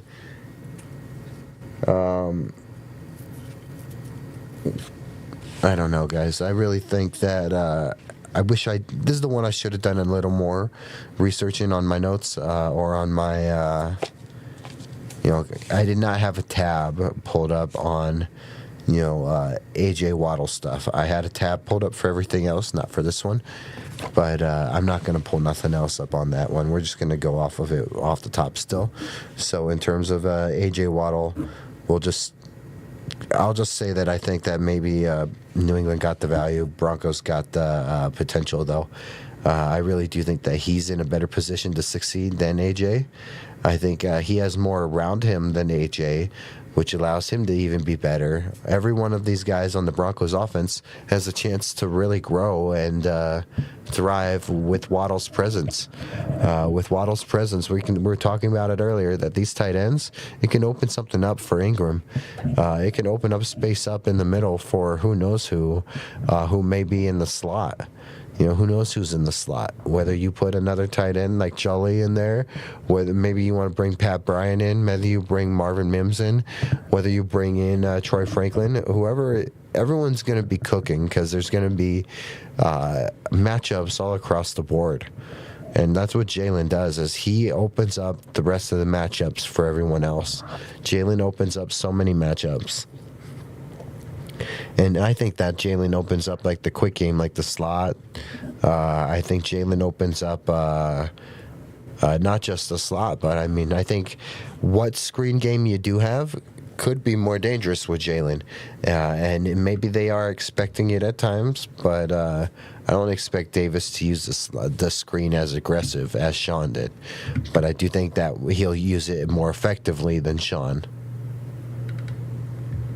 That's just me. Feel free to drop a comment or like in the chat whether you think that, Sean is... if you think Davis Webb will use screens more effective or not. That's one I really do think that he's going to use less of, but I think that you're going to actually see more return from them when he does use them. Maybe it has something to do with the fact that we did it so much last year that people might really bite on it because they just expect it. But I do think we're going to see less screens, but more successful screens, if that makes sense.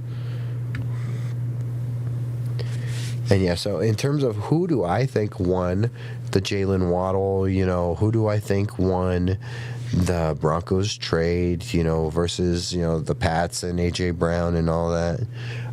Objectively, right now, I would still say that it's Jalen Waddle and the Broncos, because I think Jalen Waddle does more for the Broncos than I think A.J. Brown does for the Patriots. I think Jalen Waddle changes the whole game and every little aspect for the Broncos. Offensively, in terms of what Bo does or what Davis Webb does for scheming him open, I really think that Jalen has a bigger impact on the Broncos than AJ has on the Pats, because I think Jalen's more capable and more versatile, and I think Jalen is the better player going forward. AJ had some solid years and was a solid receiver, but I think that Jalen is the superior. Jalen is the superior receiver for the foreseeable future. And it's because he's in a great offense, great position to succeed. Yes, Jalen has so much around him that's going to help him too. I really feel so bad for opposing teams and how they try to match up against this Broncos offense, because they have so much they can throw at you with all their guys and so many talented guys that can do so much. And they do different things too. They have guys that do so many different things. That's why I can't wait to do the Broncos wide receiver room deep dive, because diving into the wide receiver room, like we have with like the tight ends or like we have with the cornerbacks, that will be really fun.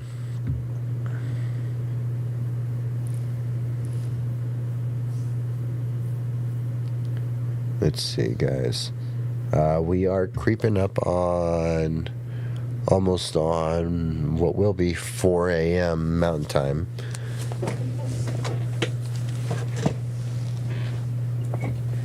I'm thinking we're going to go for another 30 minutes after that. So we'll go to 4:30 a.m. Mountain. Yeah. And that's just because we may run out of some stuff to talk about. But that's okay. I'm just grateful to be here with you guys. I'm grateful that we got to really check out some of those, that poll that was out earlier.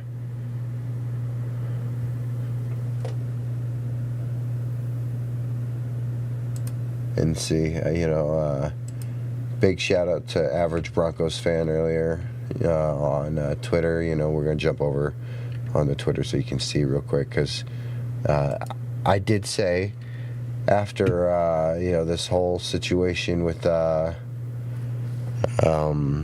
Rams and the Myles Garrett trade, I did say that I believe that we still meet them in the Super Bowl, and that we do beat them week 3. Average Broncos Fan responded saying, I think they'll get us week 3, but we'll beat them in the Super Bowl. That's a great take, and I fully agree with it. I would love to be wrong, and if that's the case, that's a great take. And I really support it. Blessed to know ball. Absolutely, man. You definitely know ball. Thank you for popping in, man. That was a great question, or at least great response right there on Twitter. So I figured let's just go check that out. All right, 74 subs. Are we going to hit 75? We got to hit 75 subs, so hopefully in the next day or two, guys. I would really love to hit 75, so then we can really push, for this 100 goal. I will think of something big that we can do to celebrate 100. I don't know what we will do, but we'll find something cool. I mean, we'll do something very fun, outlandish, something crazy. We'll figure it out. Whether it's like if I chug a beer on stream for you guys, or whether I go and do something crazy, or we do something pretty cool. Maybe for 100 subs, we go donate $100 to like an animal charity or shelter. That'd be cool. But once we reach 100 subs, guys, we'll do something crazy. Whenever we reach 500, when we reach 500, I'm going skydiving. That'll be the 500 sub goal, is skydiving at 500. And that's not low, because there's crazier things to do than just skydiving. But go check out, Still Up Sports on YouTube, guys. On Twitter, on YouTube, on Instagram, on TikTok. Go check us out. Come help us grow. We're trying to grow every little bit we can. 1 sub a day, 1 show a day, 1 short a day if we can. However it is, we're trying to grow a little bit every day. So yeah, definitely go check us out. Go help us get to 75 subs right now on YouTube. Help us push for 100. Help us push to maybe pop up on someone's show. I would love to show up on someone's show. Saturday, Sunday, Mondays, I'm perfectly free on any of those days during the daytime, the film, anything you want. And then anyone who knows me at nighttime, I'm obviously free. So anytime past 1 a.m. Mountain Time, I'm available. And it's because I get out of work on the weekdays. I get out of work at what would be 12 o'clock a.m. my time here in Vegas. So, let's get up to 100 subs. Let's really get the rest of these Broncos shows noticing us. Let's see who wants to have us on. Let's see who I can make my first guest appearance on. That would be great. I would love to make my first appearance on someone else's show and really just talk ball, because ball brings us all together, guys. I love talking ball. No matter if it's just me rambling and going for a few hours, whether I choose to go for 4 or 5, 6 hours, or whatever. But when we get close to 100, like when we hit 90, we'll do a stream, and we won't go off the air until we hit 100. And we'll make sure we do it during daylight, so we can try to get some help from our friends to help us get to 100. But that's what we're going to do. We're going to push and push. Let's try to get to 75, 76 in the next day or two, guys. We're going to push and push, and once we hit 90, we're going to do a stream, and we're not going off the air till we hit 100. So If you know anyone, get them to come smash the like button, come subscribe. If you are here because you found me, I appreciate you. We're trying to, grow the concept of late night sports talk. It does not exist because no one really is trying to do it or create the environment, and that's what I'm here for. I'm just trying to create the environment of something new and something different. And right now, it comes off as just me and myself talking. But in the future, I'm going to have some interviews. I'm filming some videos, so I'm going to air some videos on air first, and then they'll drop after the fact. So I am working on a video about Garrett Bowles.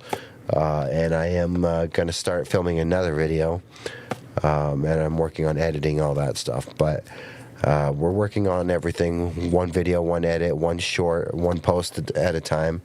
So again, guys, huge deal for us to even be mentioned next to these guys. To be on this list and to show our growth is awesome. But we're creeping up, guys. Let's get up to 100. Let's get up there to by some of our amazing friends like Broncos Europe. Broncos Europe, if you're listening, I'm here. Let's stream. Let's get talking, man. If you guys want to talk about position groups, I would love to do a joint show. Let's talk about a position group. You guys pick the position group, and we'll go all in. I'll do my research. We'll get all in on it. Broncos Europe especially, though. I know you're up at this time. So, feel free to hit me up. Let's do something. I'd love to work with you guys. I'd love to work with any of these pods, man. Even if it's for like a quick vid or even if it's anything. I'd love to interview some of these guys too. Like even if I did a show with someone, I want to interview them because I would like to do a formal interview where I'm asking the questions and you can answer and I get to know about you and what you're about and then share it on the show. Any content I film in the future, it's all going to make its debut on the live shows most likely. But yeah, guys, look at all these awesome shows that we're right here ranked. It was 71 subs, but we're actually way higher. We're at 74 right now. Let's go get that 75, 76. It's going to be so cool when we can creep up on 90. And once we're at 90, we're going to go live for as long as it takes, whether it's 6, 8 hours, 24 hours, we're going to do it. So let's creep up on 90, guys. Let's really push these subs on YouTube. Let's really push these subs on TikTok, Instagram, Twitter. Let's really push this stuff. Let's get some of these other platforms, some of these other creators noticing us, and maybe some of these other creators will feel obliged to work with us once we're actually, pushing up on subs. So let's do this. Let's get our respect. All right, guys, we're going to do one more big shout out to Goonsville real quick because I did say we're going to go check out the catalog before we leave. So check out the Goonsville catalog, guys, if you're interested in some awesome clean clothes, fully embroidered. Most of these are all fully embroidered, great embroidering, love it all. This Goonsville shirt, all these sizes, they got 6 sizes available, medium all the way up to 4X. They got some great sizes, some great shirts. I need to get me that gold and black. So if you're a Knights fan right now and you're tired of the country hating you, but you want to show off, get that gold and black color wave, man. Show it off. $25 for this hat, guys. It's a great hat. I need to get me another one because I have one that has a little sweat ring right here because it's my running hat. So I need a second Goonsville black and gold just to keep clean. Yeah, see, if you know a Raider fan, ugh. But if you know anyone who loves black and gray or black and silver, look at this Goonsville hat, man. That's a great color. I might end up ordering that just so I can have it because it's a cool color still.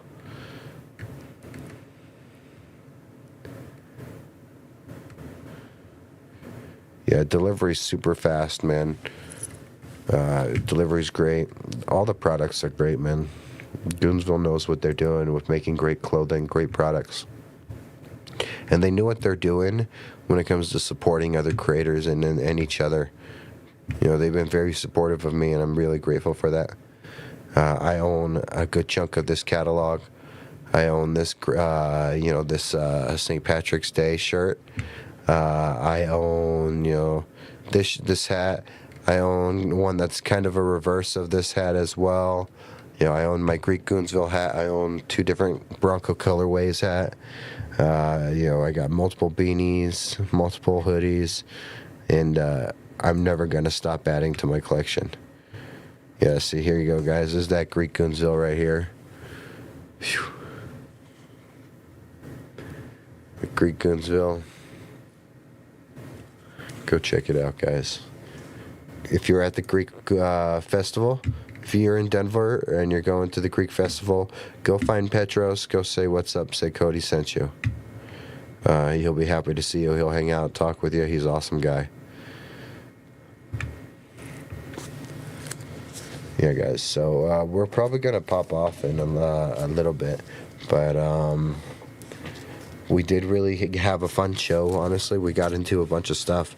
We made sure to give ourselves some shout-outs, on the social pages so we can try to get some more attention, especially right here, guys. This is the big one we're really after is we're chasing 100 subs, because if we hit that 100 sub mark, I feel like a lot of other people have to start paying attention. And it's just a matter of time till we're popping on someone else's show. We're going to start clipping these these streams too. So when we clip these streams, we're going to have plenty of shorts and content to clip out of this stuff. Whether it's some crazy, like the cats fighting or going crazy, or whatever. Or if it's actually good take, if I make any of those. We will still see on that one, guys. Can't guarantee you that I have any great takes.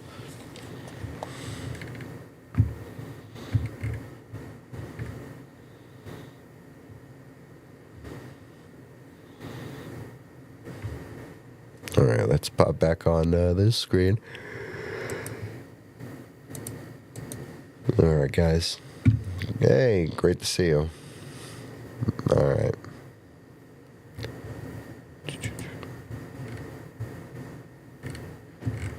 Yeah, grateful to everyone that popped in the chat, Goonsville especially, popping in the chat. Normally I got some family in the chat, but family's busy with some other stuff right now. So some people's got work, some people's got, or are on vacations right now. So it's a dry chat tonight, but that's okay. Other than Goonsville, but Goonsville's always able to pop in the chat, and it's saved the day. So Goonsville knows what they're doing. Goonsville's my best sub. Always in the chat, always talking, always commenting. So great, got love for Goonsville. Let's see. We've gone for about 2 hours and 11 minutes, guys. I'm thinking that we'll just round out at 2.5 hours for tonight, and we'll keep getting better at this stuff with our scripts. I had fun writing this little script. It only took me 15 minutes. And I think it kept me on track pretty well for the most part. And it helped me look at my talking points and stuff. Soon I'm going to start, writing them and then transferring them onto here. So then I can just be sitting right here and have it pulled up. And it'll be a lot easier for me to just use as a resource.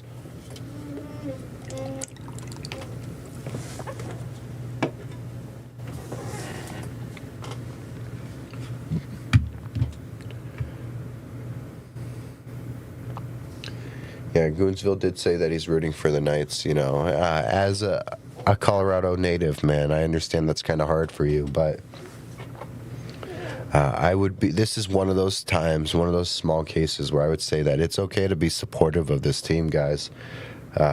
People should be proud of what the Las Vegas hockey scene has done. We are not talking about the Raiders. We are talking about the Las Vegas hockey scene. The scene in Vegas for hockey has gotten really good. It's in such a short time, and for what the Knights have been for the city when we needed them most, after a horrible, tragic mass shooting which we are still demanding answers from years after. So, the Knights have really helped us, with the whole Vegas Strong thing. Vegas Strong is, definitely never died out, and it's still here. We have a memorial. It's called the Healing Garden, man, for the shooting. And if anyone gets to, go check out the Healing Garden. It's a great way that the dead have been honored, and that the city has been able to do its part. And a lot of this people in the city feel personally attached to what happened that day, because a lot of us were going to be at those concerts, or we're going to be downtown that night, or we're actually downtown just a day or two before or a day or two after, and who knows how things could have went, but could have been right there when it happened. I'm really grateful for what the Knights have done for this city. They've been very charitable, very great, and to be an original team especially, I'm grateful that they have been able to make the presence that they have in this city. This city was dead in terms of like sports love and energy. It had no energy and no love for a lot of its sports teams prior, until the Knights showed up. The Knights showed the city of Las Vegas what it's like to love sports. And then you got teams like the Lights, the soccer team, the Aviators. You got teams like the Aces. The Aces is a WNBA dynasty. This is a dynasty, and people aren't even talking about it. They love to talk about dynasties in sports, but they're not talking about it because it's the WNBA, and that's just wild.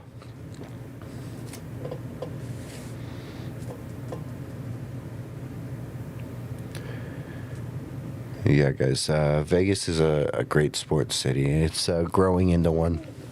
Minus the Raiders, minus the Athletics, coming to Vegas as a little bandwagon, jump ship team. I understand Oakland screwed you that bad, but, I mean, come on.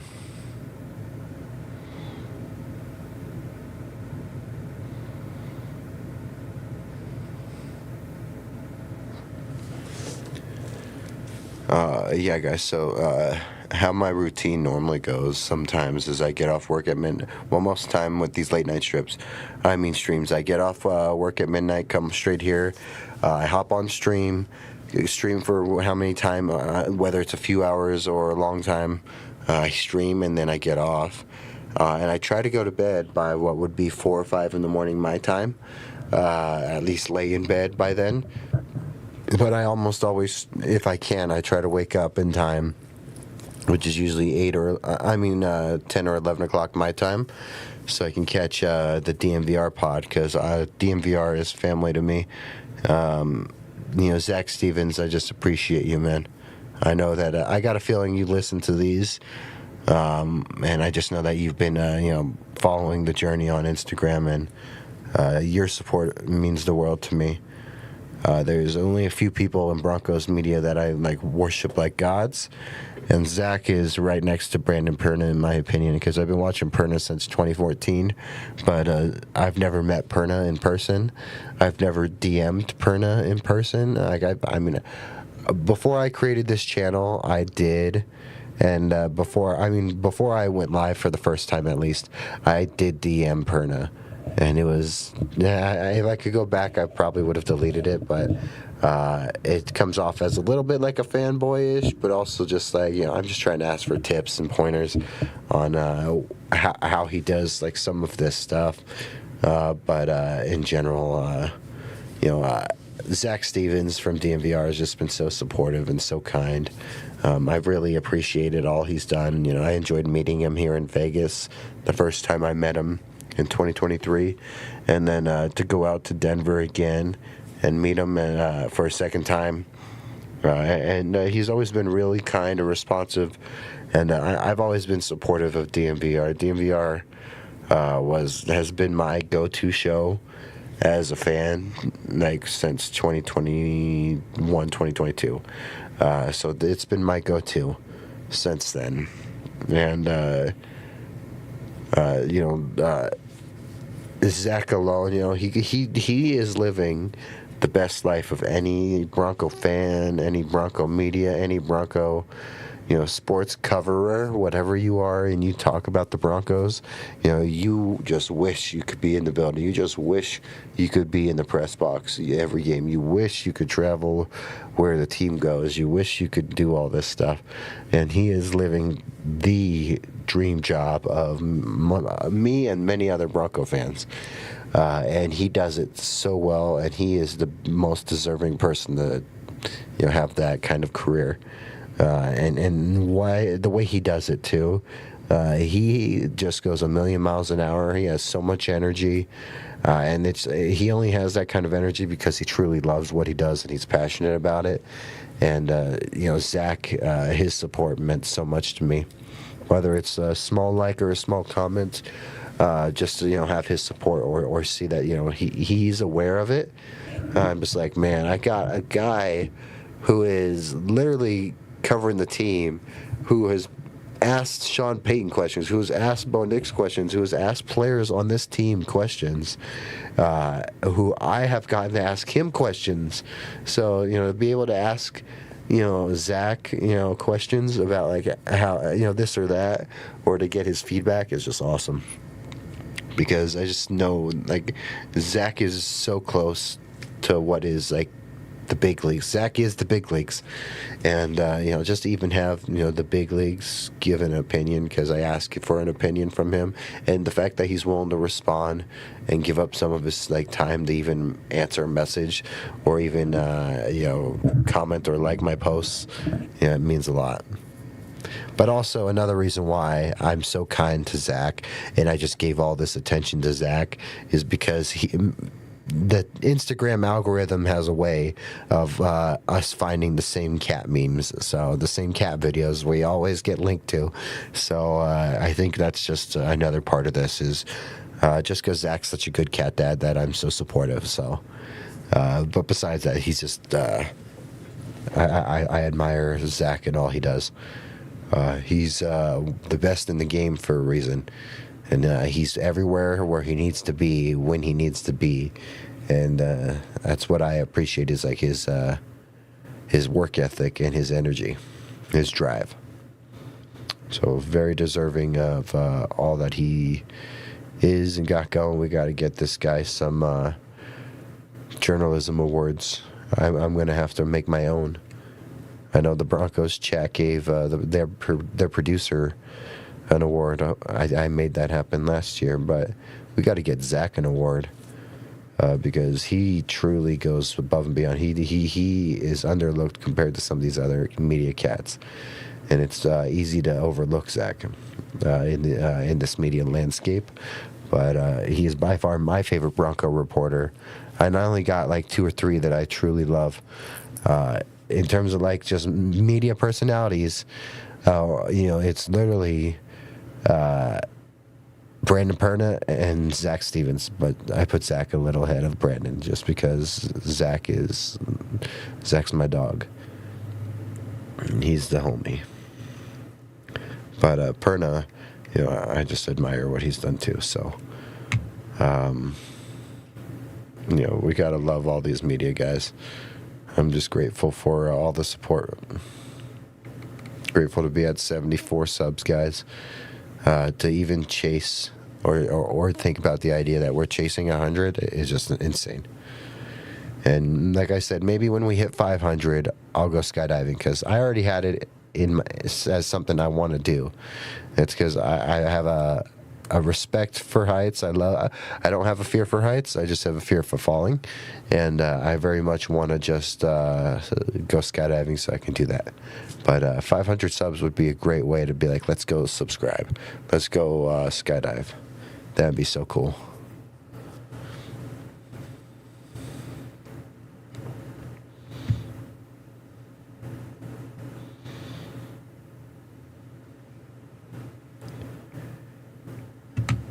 Yeah, we are going to pop off in a few more minutes, guys, but I just wanted to say thank you for everyone who watches this after the fact, for everyone who pops in on the channel, for everyone who pops in on a social media page.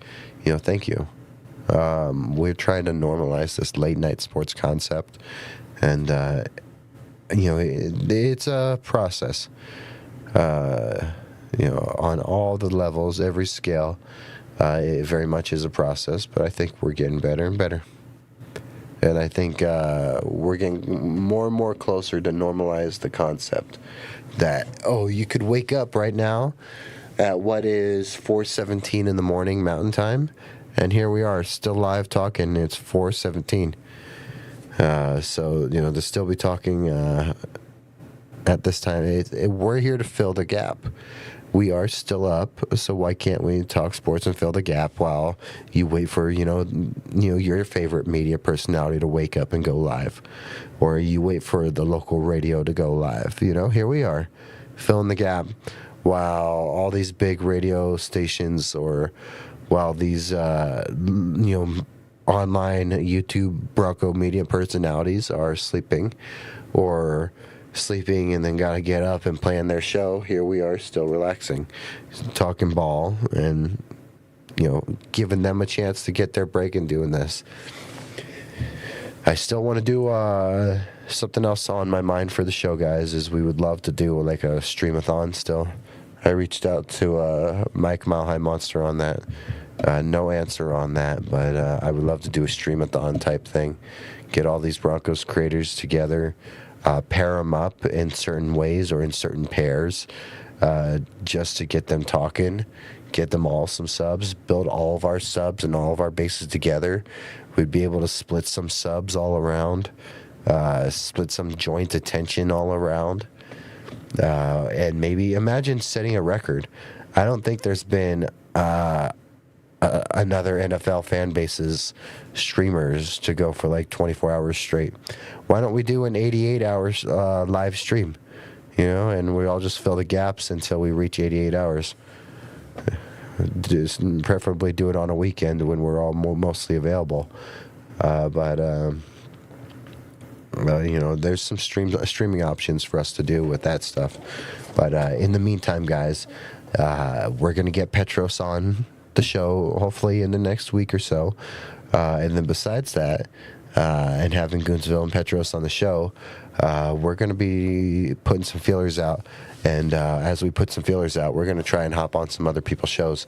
We're going to hop on some other people's content. And we're also going to continue to put more of our content out. But I feel like there's someone out there that have no problem with me popping on, or has no problem with me popping on and just getting a quick little interview, or just popping on and letting them do everything and me just sit there and do my part. So that's something that we'll keep our eyes out for, because as we creep up on 100 subs on YouTube, like we are at 74 right now, as we're creeping up on 100, I think we are more than justified to start working with some other creators. So we'll figure it out. There's over 30 Broncos shows on YouTube.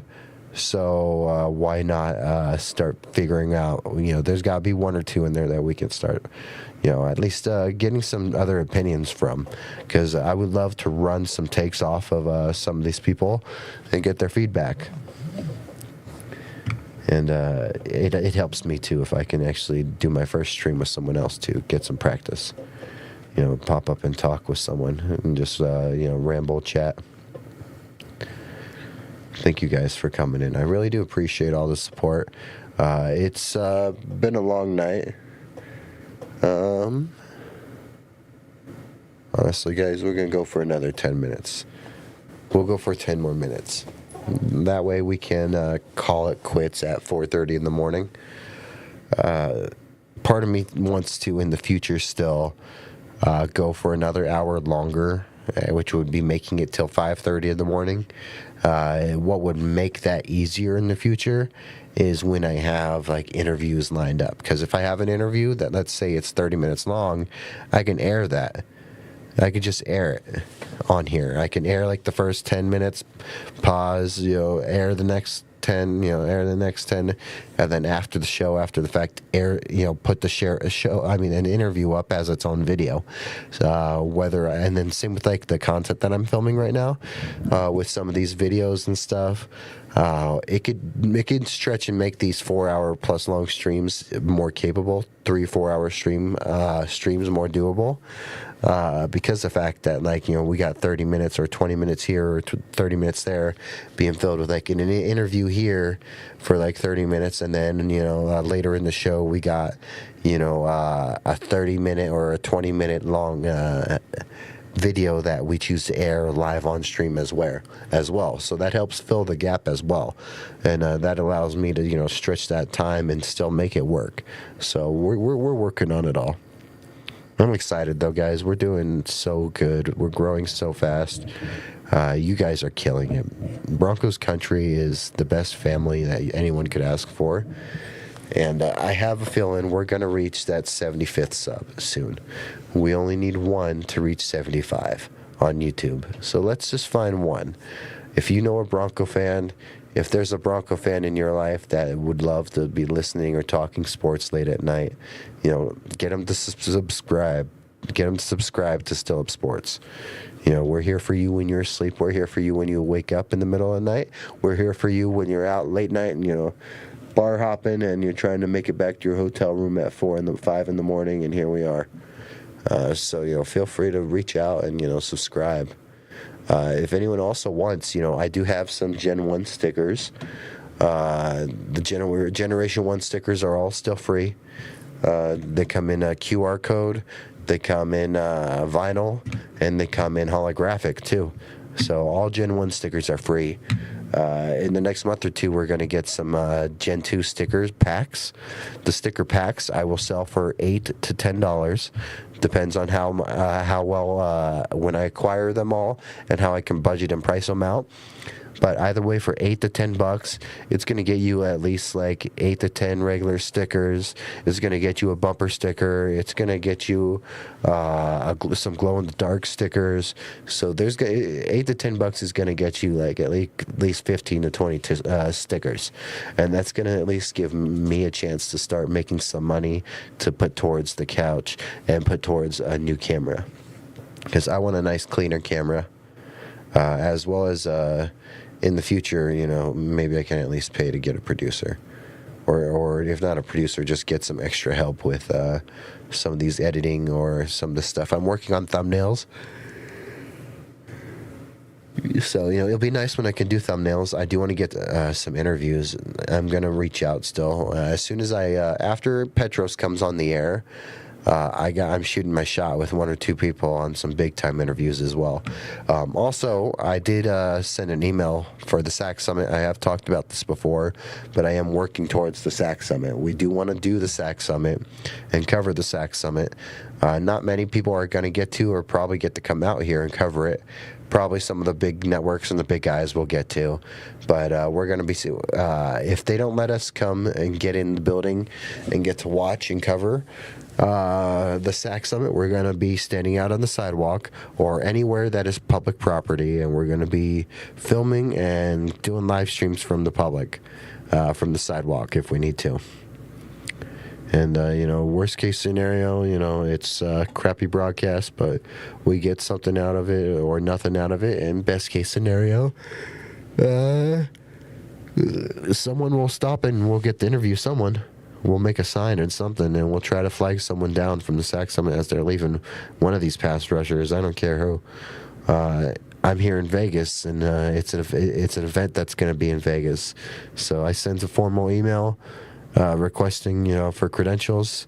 I'm going to send another formal email asking for credentials for the SAC Summit. And if they deny me, I'm just going to stand on public property and report like a normal reporter would. So we'll see how that part goes, guys. I really do hope that can work out. Getting into the SAC Summit would be amazing, because it would be a great step for me to be able to cover some high-level athletes while still growing myself as a low-level journalist.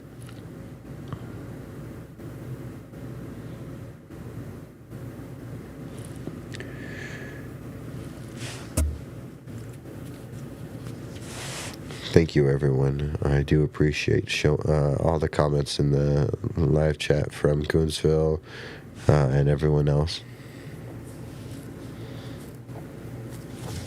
we will be up on multi platforms soon too. So soon when we go live, we're going to be live on TikTok, YouTube, and Twitter at the same time. So that'll be nice. YouTube, TikTok, Twitter. You know, 3 platforms at once. So soon these streams will not all just be on YouTube. It'll help because then we can cater more to the TikTok crowd that's undervalued by me. The TikTok crowd is undervalued. I don't value it enough, and I need to do more to value it. So I'm trying my best. To all of you at TikTok, I do appreciate you guys. Anyone who's subscribed or followed in any platform, I appreciate you guys, and I'm trying to do my best.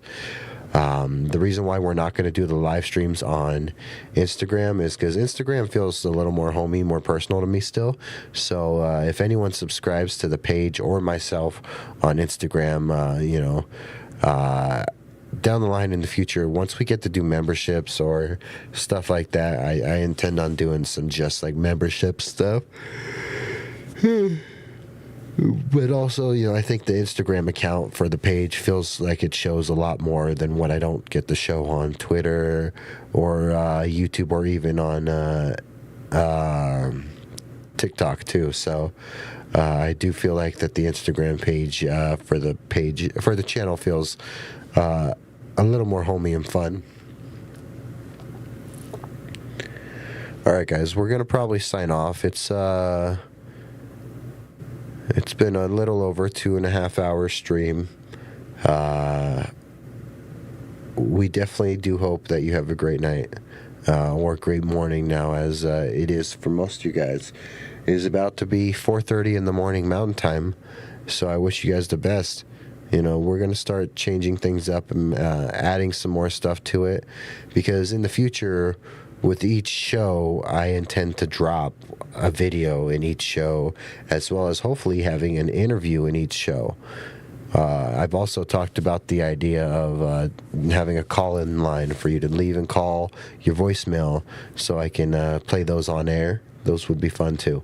But we got more to do in the future. Soon these shows are going to last an extra hour longer, so we can really go from 1:30 a.m. Mountain Time to 5:30 a.m. Mountain Time. But we're just going to call it quits at 4:30 a.m. Mountain Time tonight. Well, this morning now. But if anyone's having any questions from this stream, whether it was about PS2, whether it was about Jalen Waddle and A.J. Brown, whether it was about that tight end room and any of these positions, drop a comment in the chat after the fact. I want to know how you guys are feeling. If you have any questions about me or about the channel, feel free to let me know. I want to know how you guys feel about me or the channel, or if you have any suggestions, opinions, what you'd want to see. I am going to hunt down someone that will let me hop on one of their streams.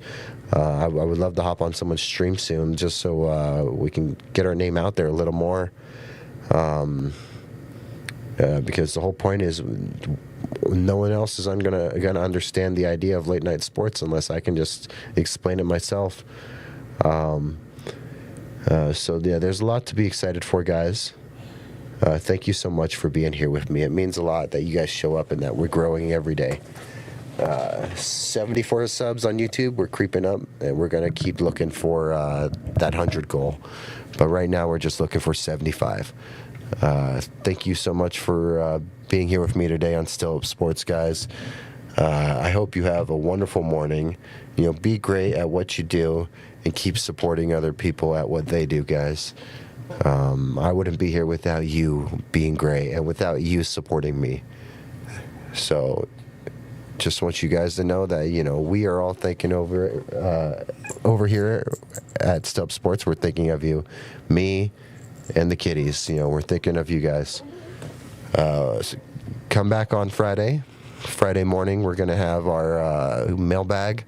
We're going to dive into another position group and whatever news is in the docket for that day. So thank you guys so much.